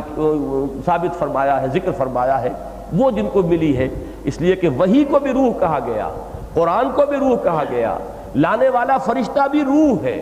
اور روح محمدی، روح نبوی جو ہے وہ در حقیقت ریسیپینٹ ہے اس وحی کی۔ تو یہ تمام جو ہے الفاظ ایک لفظ روحی کے حوالے سے آتے ہیں۔ تو جنات کے اندر نہ روح ہے، وہ اس معنی میں روح، حیات ہے، زندگی ہے، روح نہیں ہے، وہ روح سے خالی ہے۔ اس اعتبار سے بھی وہ وحی کے ریسیپینٹ بن ہی نہیں سکتے، ان میں کوئی نبوت و رسالت نہیں ہوئی۔ نبوت و رسالت کے اعتبار سے وہ انسانوں ہی کے تابع ہیں۔ دوسری چیز جو میں نے عرض کی تھی سائنٹفک فنومینا کے اعتبار سے، وہ یہ آیت نمبر 7 سے لے کر اور آیت نمبر 9 تک، وَالسَّمَاءَ رَفَعَهَا وَوَضَعَ الْمِيزَانَ أَلَّا تَطْغَوْا فِي الْمِيزَانِ وَأَقِيمُوا الْوَزْنَ بِالْقِسْطِ وَلَا تُخْسِرُوا الْمِيزَانَ۔ اب یہاں وہ ایکسیپشن موجود ہے کہ اس میں ایک امر بھی ہے، 2 نہیں بھی ہیں۔ اور آسمان کو اس نے بلند کیا اور رکھ دی میزان، اللہ تطغوا فی المیزان، لا تطغوا نہیں ہے، مت زیادتی کرو میزان میں۔ وَأَقِيمُوا الْوَزْنَ بِالْقِسْطِ، یہ فعل امر ہے، قائم رکھو وزن کو عدل کے ساتھ، وَلَا تُخْسِرُوا الْمِيزَانَ، اور میزان پہ کوئی کمی نہ کرو۔ اس میں میری جو رائے بنی ہے واللہ عالم، میں بڑی ہی ہیوملٹی کے ساتھ اس کو میں پیش کر رہا ہوں، اس لیے کہ یہ بات میرے علم کی حد تک کسی اور نے آج تک نہیں کہی ہے۔ اگر مجھے کہیں سلف میں مل گئی بات تو پھر مجھے بہت اطمینان ہو جائے گا۔ بعض چیزیں میں نے آپ کو بتایا ہے کہ ایسی ہوئی ہیں۔ مثلا میری ایک رائے تھی کہ سورہ بقرہ میں جہاں صوم کے احکام آئے ہیں اس میں جو پہلا حکم آیا ہے وہ رمضان کے روزے سے متعلق نہیں ہے، بلکہ وہ 3 روزوں کا حکم حضور نے دیا تھا ہر مہینے رکھنے کا، رمضان کے روزے کی فرضیت سے پہلے۔ ایام 20 کے روزے جو بعد میں بھی نفلی اور مسنون روزوں کی حیثیت سے باقی رہے ہیں، 13ویں 14ویں اور 15ویں تاریخ ہر مہینے کی حضور نے حکم دیا روزے رکھو، یہ اس سے متعلق ہے۔ اس کے بعد جب آیا ہے کہ یہ رمضان مبارک کا ذکر، شہر رمضان الذی انزل فیہ القرآن ھدی للناس وبینات من الھدی والفرقان فمن شہد منکم الشہر فلیصم، یہ ہے صوم رمضان کا حکم۔ اب یہ میرا ایک گمان تھا جو اللہ تعالیٰ نے مناسبت عطا فرمائی ہے نظم قرآن کے ساتھ، اس کے حوالے سے، لیکن مجھے کہیں اردو تفاسیر میں اس کا ذکر نہیں ملا تھا، لہذا میں گھبراتا تھا کہ میں یہ بات کیسے کہوں، اگر کہتا بھی تھا تو ڈرتے ڈرتے۔ اچانک ایک روز، یہ میرے زمانہ طالب علمی کی بات ہے، میڈیکل کالج کا اسٹوڈنٹ تھا میں، اس زمانے کی بات ہے کہ مجھے ایک رسالہ زندگی ہندوستان سے نکلتا ہے، جماعت اسلامی کا آفیشل آرگن، اس میں ایک مضمون ایک صاحب کا پڑھنے کو ملا جنہوں نے بڑے ناقدانہ انداز میں اور بڑے تحقیر کے انداز میں یہ بات بیان کی مولانا انور شاہ کاشمیری رحمۃ اللہ علیہ کی رائے کی نفی کرتے ہوئے، کہ انہوں نے کیسی ہلکی بات کہہ دی ہے کہ یہ پہلا حکم جو ہے روزے کا، یہ رمضان کا حکم رمضان کے روزے سے متعلق نہیں ہے، بلکہ یہ تو متعلق ہے وہ جو 3 روزوں کا حکم دیا گیا تھا شروع میں۔ اب انہوں نے تو ان کی نفی کی تھی اور بڑے استحقار کے انداز میں اور تردید کرتے ہوئے بات کہی تھی، لیکن مجھے اطمینان کا سانس نصیب ہوا کہ اگر جو رائے میری بنی، اگر وہی رائے انور شاہ کاشمیری رحمۃ اللہ علیہ کی ہے، تو پھر اب مجھے کوئی وہ بے چینی نہیں رہی، گھبراہٹ نہیں رہی، متفق گردید رائے بو علی برائے من۔ بعد میں نے جب تفسیر امام رازی پڑھی ہے، تفسیر کبیر، تو حیران رہ گیا میں کہ اس میں تو یہ قول سلف سے منقول چلا آ رہا ہے، لیکن ہوتا یہ ہے کہ ہر دور میں اب ہمارے جو اردو مفسرین ہیں ایک خاص ماحول کے اندر ان کی سوچ پروان چڑھی ہے، ایک خاص قسم کے اثرات فضا کے اندر موجود ہیں، اس کی وجہ سے جب وہ سلیکٹ کرتے ہیں متقدمین کے اقوال میں سے کوئی ایک چیز انہوں نے جو سلیکٹ کر لی، اب اسی پر مکھی ماری جا رہی ہے، لوگ ایک دوسرے سے نقل کرتے ہوئے چلے آ رہے ہیں، حالانکہ سلف میں یہ رائے موجود ہے کہ یہ پہلا حکم جو ہے یہ در حقیقت صوم رمضان کا نہیں ہے۔ اسی لیے وہاں لفظ آیا ہے ایام معدودات، یہ معدودات جمع قلت ہے، جمع قلت کا اطلاق ہوتا ہے 3 سے لے کے 9 تک، اس سے زیادہ پر اس کا اطلاق ہو ہی نہیں سکتا، اس لیے کہ یہ جمع قلت کہلاتی ہے۔ بہرحال یہ ایک میں نے مثال دی ہے۔ اسی طرح ایک مثال اور میں آپ کو دے دوں، سورہ حج کی آیت کے بارے میں میرا گمان تھا، یہ جو آیت ہے سورہ حج کے اندر اذن للذین یقاتلون بانہم ظلموا، اب سورہ حج کے بارے میں اختلاف ہے، بعض اسے مکی لکھتے ہیں، بعض مدنی لکھتے ہیں، ایک رائے میری بھی ہے کہ اصلاً وہ مکی ہے، چند آیات مدنی ہیں، لیکن اس آیت کے بارے میں میرا یہ گمان تھا کہ یہ اثناء سفر ہجرت میں نازل ہوئی ہے۔ ایسا انداز معلوم ہوتا ہے کہ جب حضور مکے سے مدینے کی طرف تشریف لے جا رہے ہیں، ظاہر بات ہے وہ کوئی آدھے گھنٹے کی پرواز تو نہیں تھی جیسے کہ آج کل، اب میں نے اسی سفر میں طائف سے مدینہ منورہ میں گیا ہوں، 1 گھنٹے کی پرواز ہے، کوئی بمشکل، وہ بھی وہ ٹیک آف اور لینڈنگ سب ملا کر، لیکن حضور نے جب یہ سفر کیا ہوگا، اس وقت مستحضر نہیں ہے سیرت کا یہ بات میرے ذہن میں سمجھتا ہوں کہ 8-10 دن تو لگے ہی ہوں گے کم سے کم، اس اثناء میں بھی تو وہی نازل ہوئی نا، تو وہ جو انداز ہے وہاں پر الذین ان مکناہم فی الارض اقاموا الصلاۃ وآتوا الزکاۃ وامروا بالمعروف ونہوا عن المنکر، مجھے ایسے محسوس ہوا کہ جیسے یہ حضور صلی اللہ علیہ وسلم کو مینیفیسٹو دیا جا رہا ہے کہ اب آپ جا رہے ہیں مدینے میں، آپ کا داخلہ ایک حاکم کی حیثیت سے ہوگا، صاحب اختیار۔ مکے والا دور اب گزر گیا جبکہ مسلمان کمزور تھے، دبے ہوئے تھے، کفر کا غلبہ تھا،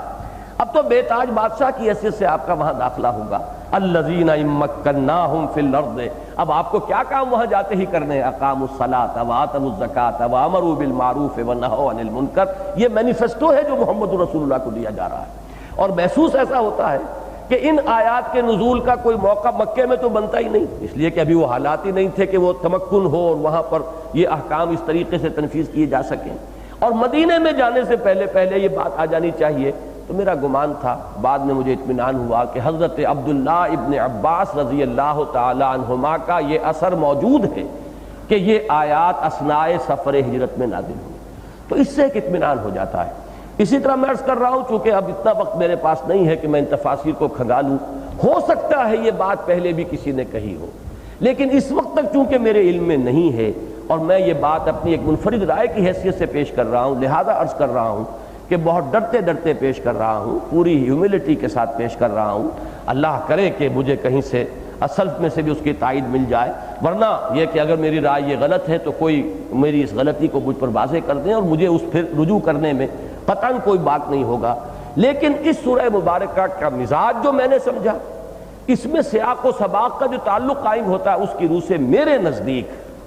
یہاں جو خطاب ہے انسانوں سے نہیں ہے۔ یہ میزان دنیاوی نہیں ہے جس میں کہ تولا جاتا ہے۔ امام راضی نے بھی میری ایک مشکل آسان کی ہے، انہوں نے کہا ہے کہ لفظ میزان یہاں پر آیا ہے 3 مرتبہ، اور میزان اصل میں تو ہے اس میں آلہ مفعال کے وزن پر، مفزان کا میزان بن گیا، وزن کا آلہ جس سے کہ تولا جائے، لیکن انہوں نے کہا کہ یہ بطور مصدر بھی استعمال ہوا ہے، بطور موزون کی جگہ پر بھی جس کا وزن کیا جا رہا، لا تخسروا فی المیزان، مت کمی کرو کس چیز میں، میزان میں تو کمی نہیں ہوا کرتی، موزون میں کمی ہوتی ہے جس کا وزن کیا جا رہا ہو۔ تو ایک جگہ یہ جو ہے بحیثیت مصدر آیا ہے، ایک جگہ یہ بطور اسم اعلیٰ آیا ہے، ایک جگہ یہ موزون کی جگہ پر میزان آیا ہے۔ یہ رائے ہے امام راضی کی جو میرے سامنے آئی۔ اب اگر یہ بحیثیت مصدر آ سکتا ہے تو میرے نزدیک یہ تینوں جگہ پر توازن کے معنی میں ہے۔ آج ہمیں یہ معلوم ہے اس فضا کی جو پہنائی ہے، اس خلا کی، اس کائنات کی وسعتوں کا اب بھی ہمیں صحیح اندازہ نہیں ہے، لیکن جتنا آج ہے اتنا آج سے 200 برس پہلے بھی نہیں تھا۔ آج ہمیں معلوم ہے کروڑ ارب کرے اس فضا کے اندر، اس خلا کے اندر تیر رہے ہیں، ٹکراتے نہیں ہیں آپس میں۔ ٹکرائیں گے تو یہ تباہی آ جائے گی، کائنات جو ہے ختم ہو کر رہ جائے گی۔ ان کو کیا چیز ہے جو باندھے ہوئے ہے کسی نظم کے اندر؟ وہ باہمی کشش کا ایک نظام ہے۔ یہ باہمی کشش کا نظام جس کا کہ فزکس میں قاعدہ دیا گیا ہے کہ وہ انورسلی پروپورشنل ہوتا ہے ماس کے ساتھ، جس کا جتنا بڑا حجم ہوگا، سمجھے آپ، تو وہ اس کے اعتبار سے ہی اس کی جو قوت ثقل ہے اس کے اندر کمی اور بیشی ہوتی چلی جائے گی۔ یہ ہے وہ قوت کے جو تھامے ہوئے ہے اس پورے نظام کو، کہ تمام کرے ایک دوسرے کو کھینچ رہے ہیں۔ اب ایک کرہ یہاں ہے، ایک اس کے داہنی جانب ہے، ایک بائیں جانب ہے، دائیں جانب بھی اسے کھینچ رہا ہے، بائیں جانب بھی کھینچ رہا ہے۔ ان دونوں پلز کا توازن ہے کہ جو اسے اپنی جگہ پر قائم کیے ہوئے ہیں۔ یہی توازن ہے کہ جس سے یہ پورا اس کائنات کا باہمی کروں کا نظام جو ہے اپنی جگہ پر قائم ہے۔ اور یہ توازن کتنا کمپلیکیٹڈ ہوگا اس کا ہم تو خیر تصور ہی نہیں کر سکتے، کہ ہر شے حرکت میں بھی ہے، حرکت میں ہوتے ہوئے بھی ان کے مابین فاصلوں کا جو رد و بدل ہو رہا ہے، اس کے اندر وہ توازن بدلنا نہ پائے۔ اگر توازن بدل گیا تو ظاہر بات ہے کہ ایک طرف کی کشش اگر زیادہ ہو گئی تو وہ کھینچ کر لے جائے گا، اور وہ کھینچ کر لے جائے گا تو اس کرے کے ساتھ جا کر ٹکرائے گا۔ اور قیامت کے موقع کے لیے یہ نقشہ قرآن میں کھینچا گیا ہے، وَجُمِعَ الشَّمْسُ وَالْقَمَرُ، یہ سورج اور چاند یکجا ہو جائیں گے۔ ذرا سا بھی اس نظام کشش باہمی میں ایک جگہ آپ فرق کر دیجئے تو یہ تو پھر سب کے سب جو ہیں، یعنی اس اعتبار سے یہ اتنا نازک نظام ہے کہ مجھے وہ اقبال کا شعر بہت پسند ہے کہ لو سانس بھی آہستہ کے نازک ہے بہت کام، آفاق کی اس کارگہ شیشہ گری کا۔ یہ کروڑ ارب ٹن کا ایک ایک کرہ جو ہے جس کا ہم تصور بھی نہیں کر سکتے، ہماری زمین سے کروڑوں گنا حجم کے اندر کرے ہیں جو یہاں تیر رہے ہیں۔ یہ اگر ٹکرائیں آپس میں تو کیا ہوگا؟ کون سی چیز ہے جن کو ٹکرانے سے روکے ہوئے ہیں؟ ایک شے تو ہم جانتے ہیں وہ تو اللہ کا حکم ہے، لیکن اللہ کا حکم اس کائنات میں جس طور سے نافذ ہوتا ہے، سلسلہ اسباب و علل کے اندر اس کا جس طور سے ظہور ہوتا ہے، اس کو تو سامنے رکھیے نا۔ وہ یہی ہے کہ ان کا باہمی جو نظام ہے کشش ثقل کا، کشش باہمی کا، اس کا توازن ہے کہ جو اس پورے نظام کو تھامے ہوئے ہیں۔ تو یہاں جو ذکر ہوا ہے وَالسَّمَاءَ رَفَعَهَا وَوَضَعَ الْمِيزَانَ، میزان یہاں توازن کے معنی میں ہے۔ ہم نے اس آسمان کو بلند کیا اور اس میں توازن رکھ دیا، توازن پیدا کر دیا۔ ان بڑے بڑے اجرام سماویہ کے مابین ایک بیلنس ہے۔ یہ جو پلز ہیں مختلف جو اطراف سے جو کھینچ رہی ہیں، اب یہی آپ کو معلوم ہوگا کہ آج کل یہ راکٹس کے ذریعے سے جب آپ کسی چیز کو، کسی کرے کو کسی جگہ پہنچا دیتے پھر وہ خود بخود گردش میں آتا ہے۔ وہ جب آپ اس کو لانچ کرتے ہیں تو وہ کئی سٹیجز کا راکٹ ہے کہ جو اس کو لے کر اوپر جاتا ہے۔ اوپر جا کر کسی مدار میں آنے کے بعد اب اسے کسی انرجی کی ضرورت نہیں ہے، وہ خود بخود حرکت میں آتا ہے۔ وہ انرجی کون سی ہے جو اسے مسلسل کوئی 6 مہینے سے گردش کر رہا ہے کوئی کرہ، اور یہ مسلسل جو ہے ان کا سارا نظام، مواصلاتی نظام اس وقت جو ہے انہی کے حوالے سے ہو رہا ہے۔ یہ در حقیقت وہی ایک مدار ہے اور اس کے اندر وہی کشش باہمی کا نظام ہے کہ کسی ایک جگہ پر آپ کو پہنچا دیا، وہ جس جگہ پر آ جائے گا کشش باہمی میں اب وہاں پر وہ برقرار رہے گا۔ یہ ہے وہ توازن۔ والسماء رفعها ووضع المیزان اللہ تطغوا فی المیزان۔ اس توازن میں کمی بیشی نہ کرو۔ اس توازن میں کمی بیشی ہوئی تو یہ درہم برہم ہو جائے گا۔ آفاق کی اس کارگاہ شیشہ گری کے اندر ایک بھونچال آ جائے گا، تصادم ہوں گے اور یہ کائنات کا یہ پورا نظام ختم ہو جائے گا۔ وَأَقِيمُوا الْوَزْنَ بِالْقِسْطِ وَلَا تُخْسِرُوا الْمِيزَانَ، اور اس توازن کو قائم رکھو پورے عدل اور انصاف کے ساتھ، اور میزان میں کوئی کمی نہ کرو۔ اگرچہ ان آیات کا ایک نتیجہ نکلتا ہے، وہ ہے اس کی کرولری، وہ یہ ہے کہ جیسے آفاق کے اندر یہ توازن اور عدل اور قسط ہے، ایسے ہی انسانی دنیا کے اندر بھی، معاملات انسانیہ کے اندر بھی، سماجی اور تمدنی اور معاشی نظام کے اندر بھی ایک توازن ہونا چاہیے۔ وہ میزان بھی ہے جو اللہ نے عطا کی ہے، لیکن وہ اسی گروپ کی مدنی صورت جب شروع ہوگی، ابھی تو ہم یہ اس آخری جوڑے کی پہلی صورت ہم نے ختم کی ہے، ابھی سورہ واقعہ پڑھنی ہے، پھر مدنی سلسلہ شروع ہو جائے گا۔ سورہ حدید میں وہ آیت آ گئی ہے، لَقَدْ أَرْسَلْنَا رُسُلَنَا بِالْبَيِّنَاتِ وَأَنزَلْنَا مَعَهُمُ الْكِتَابَ وَالْمِيزَانَ لِيَقُومَ النَّاسُ بِالْقِسْطِ۔ وہ آیت جو ہے وہ اس مفہوم کو ادا کر رہی ہے، لیکن یہاں در حقیقت وہ آفاقی اور کائناتی، یا جس کو یونیورسل کہیں یا کاسمک کہیں، کاسمک بیلنس جو اس کائنات کے اندر اللہ نے قائم کیا ہے، یہاں وہ مراد ہے، نہ کہ یہ ترازو کے جس سے ہم تولتے ہیں، وہ ترازو جو ہے اس کا ذکر آئے گا سورہ حدید کے اندر۔ یہ میری ایک رائے ہے، واللہ اعلم۔ میرے نزدیک چونکہ یہ اب سلسلہ بیان یہ ہے کہ وَالسَّمَاءَ رَفَعَهَا وَوَضَعَ الْمِيزَانَ اللہ تطغوا فی المیزان وَأَقِیمُوا الْوَزْنَ بِالْقِسْطِ وَلَا تُخْسِرُوا الْمِيزَانَ۔ اس کے بعد بات شروع ہوئی ہے وَالْأَرْضَ وَضَعَهَا لِلْأَنَامِ، یہ آسمان سے زمین کی طرف نزول ہو رہا ہے مضمون کا، اور یہ زمین ہم نے بنائی ہے کہ جو لوگوں کے لیے ہے، اب مخلوق کے لیے ہے، اس میں ہم نے پھل بنائے، اور نخل ہے، کھجوریں ہیں، اور خوشوں والی، اور اناج ہے بھس والا، اور رنگا رنگ کے پھول ہیں۔ فَبِأَيِّ آلَاءِ رَبِّكُمَا تُكَذِّبَانِ، تو زمین سے پہلے کا ذکر جو ہے در حقیقت وہ عالم سماوی کا ذکر ہے، وہ اجرام سماویہ کے مابین، اور اسی میں نوٹ کیجئے وضع کا لفظ آیا ہے، جبکہ سورہ حدید میں آیا انزلنا معہم الکتاب والمیزان، یہاں وضع المیزان، اللہ نے میزان رکھ دی۔ یہ میزان جو رکھ دی ہے، یہ جو مفہوم میں عرض کر رہا ہوں، یہ لفظ زیادہ اس کے ساتھ مناسبت رکھنے والا ہے کہ یہ وہ کاسمک بیلنس ہے جو اس کائنات میں اللہ تعالیٰ نے قائم فرما دیا ہے، اور اس میں خطاب جو ہو رہا ہے اب وہ اجرام سماویہ سے ہو رہا ہے کہ اس نظم کو اب برقرار رکھو۔ اس کی نظیر قرآن مجید میں موجود ہے کہ اللہ تعالیٰ خطاب فرماتے ہیں، اب یہ مجازی خطاب ہے، یہ حقیقی خطاب ہے، یہ تو ایک دوسری بحث ہو جائے گی۔ آسمان اور زمین کے بارے میں ائتیا طوعا او کرہا قالتا اتینا طاعین، اللہ نے آسمان اور زمین کو حکم دیا آؤ حاضر ہو جاؤ، ہمارے حکم کے سامنے سرنگوں ہو جاؤ،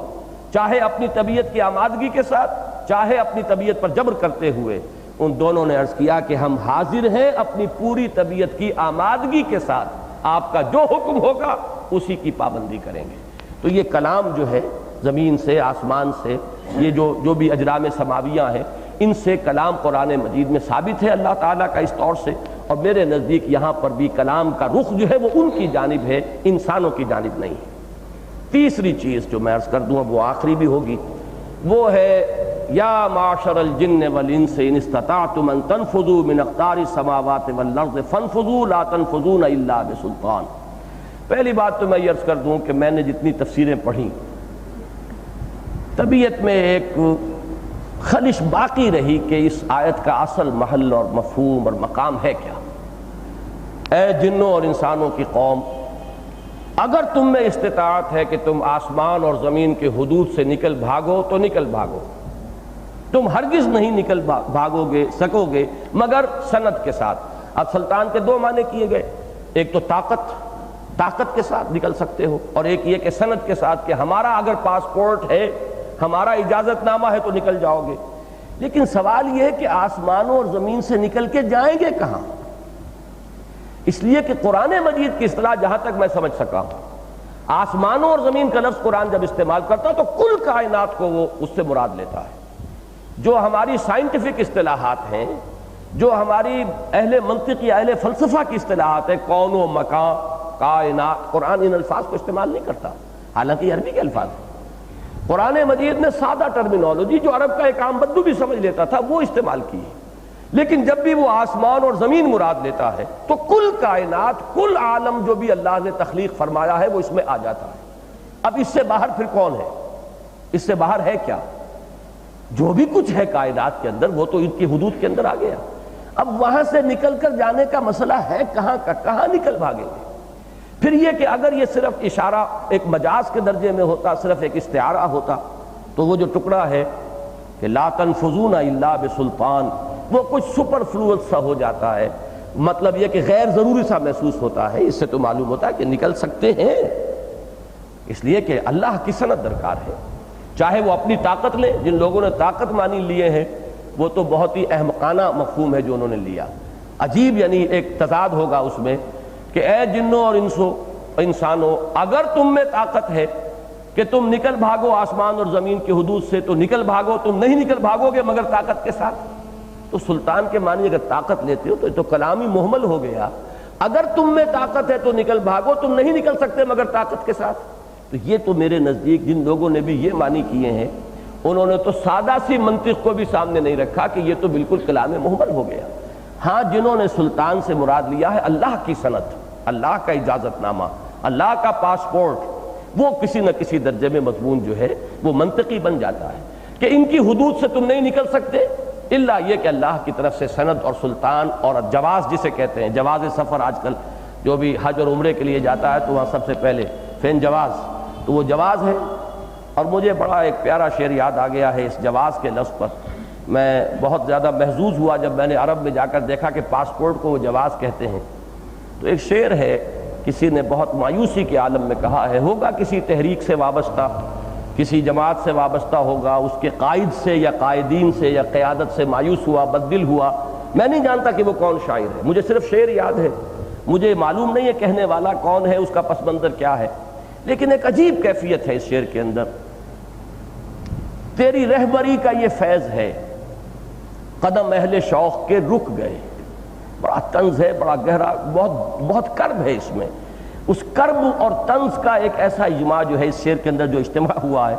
تیری رہبری کا یہ فیض ہے، قدم اہل شوق کے رک گئے، نہ کوئی جواز سفر ملا، نہ کوئی دلیل قیام ہے۔ کھڑے ہوں تو کس دلیل سے کھڑے ہوں، چلیں تو کس دلیل سے چلیں، گو مگو کی ایک حالت کے اندر مبتلا ہو کر لوگ رہ جائیں۔ کسی قائد کی قیادت پر اس سے زیادہ بھرپور طنز اور نہیں ہو سکتا کہ تیری رہبری کا یہ فیض ہے، قدم اہل شوق کے رک گئے، نہ کوئی جواز سفر ملا، نہ کوئی دلیل قیام ہے۔ تو یہ جواز کے لفظ سے مجھے یاد آیا کہ جواز کہتے ہیں پاسپورٹ کو ہے عرب میں، جواز سفر، کہ جس سے کہ آپ اپنے ملک کی حد سے باہر نکل سکتے ہیں اور کسی ملک میں داخل ہونے کا بھی ٹھپا اس پر لگا ہوتا ہے۔ بہرحال یہاں جن لوگوں نے سند جواز مراد لیا ہے وہ کم سے کم منطقی اعتبار سے تو بات صاف ہو گئی، لیکن سوال یہ ہے کہ جائیں گے کہاں؟ اگر آسمانوں اور زمین کے حدود سے باہر نکلنے کا کوئی امکان ہے تو وہ باہر ہے کون سی؟ میرے نزدیک اس عقدے کو حل کرتا ہے جدید جو ہماری فلکیات کا ایک بہت ہی ریسنٹ ایک یہ ڈسکوری ہے جنہیں بلیک ہولز کہا جاتا ہے۔ اس کائنات کے بڑے دور کے مشاہدے میں ایک عجیب حقیقت سامنے آئی ہے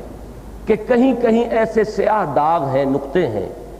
کہ ان میں بڑے بڑے کرے اور کتنا ہی اس کائنات کا کاسمک میٹیریل جو ہے وہ گم ہو جاتا ہے، پھر پتہ نہیں چلتا کہ کہاں گیا۔ ان کو بلیک ہولز کہا جاتا ہے جدید ایسٹرونومی کی اصطلاح۔ آپ دیکھ رہے ہیں کرے ہیں، سب ہیں، اور اچانک محسوس ہوا کہ وہ سب کے سب غائب ہو گئے، کہاں گئے؟ بس ایک سیاہ سا داغ رہ جاتا ہے باقی اور کچھ نہیں رہتا۔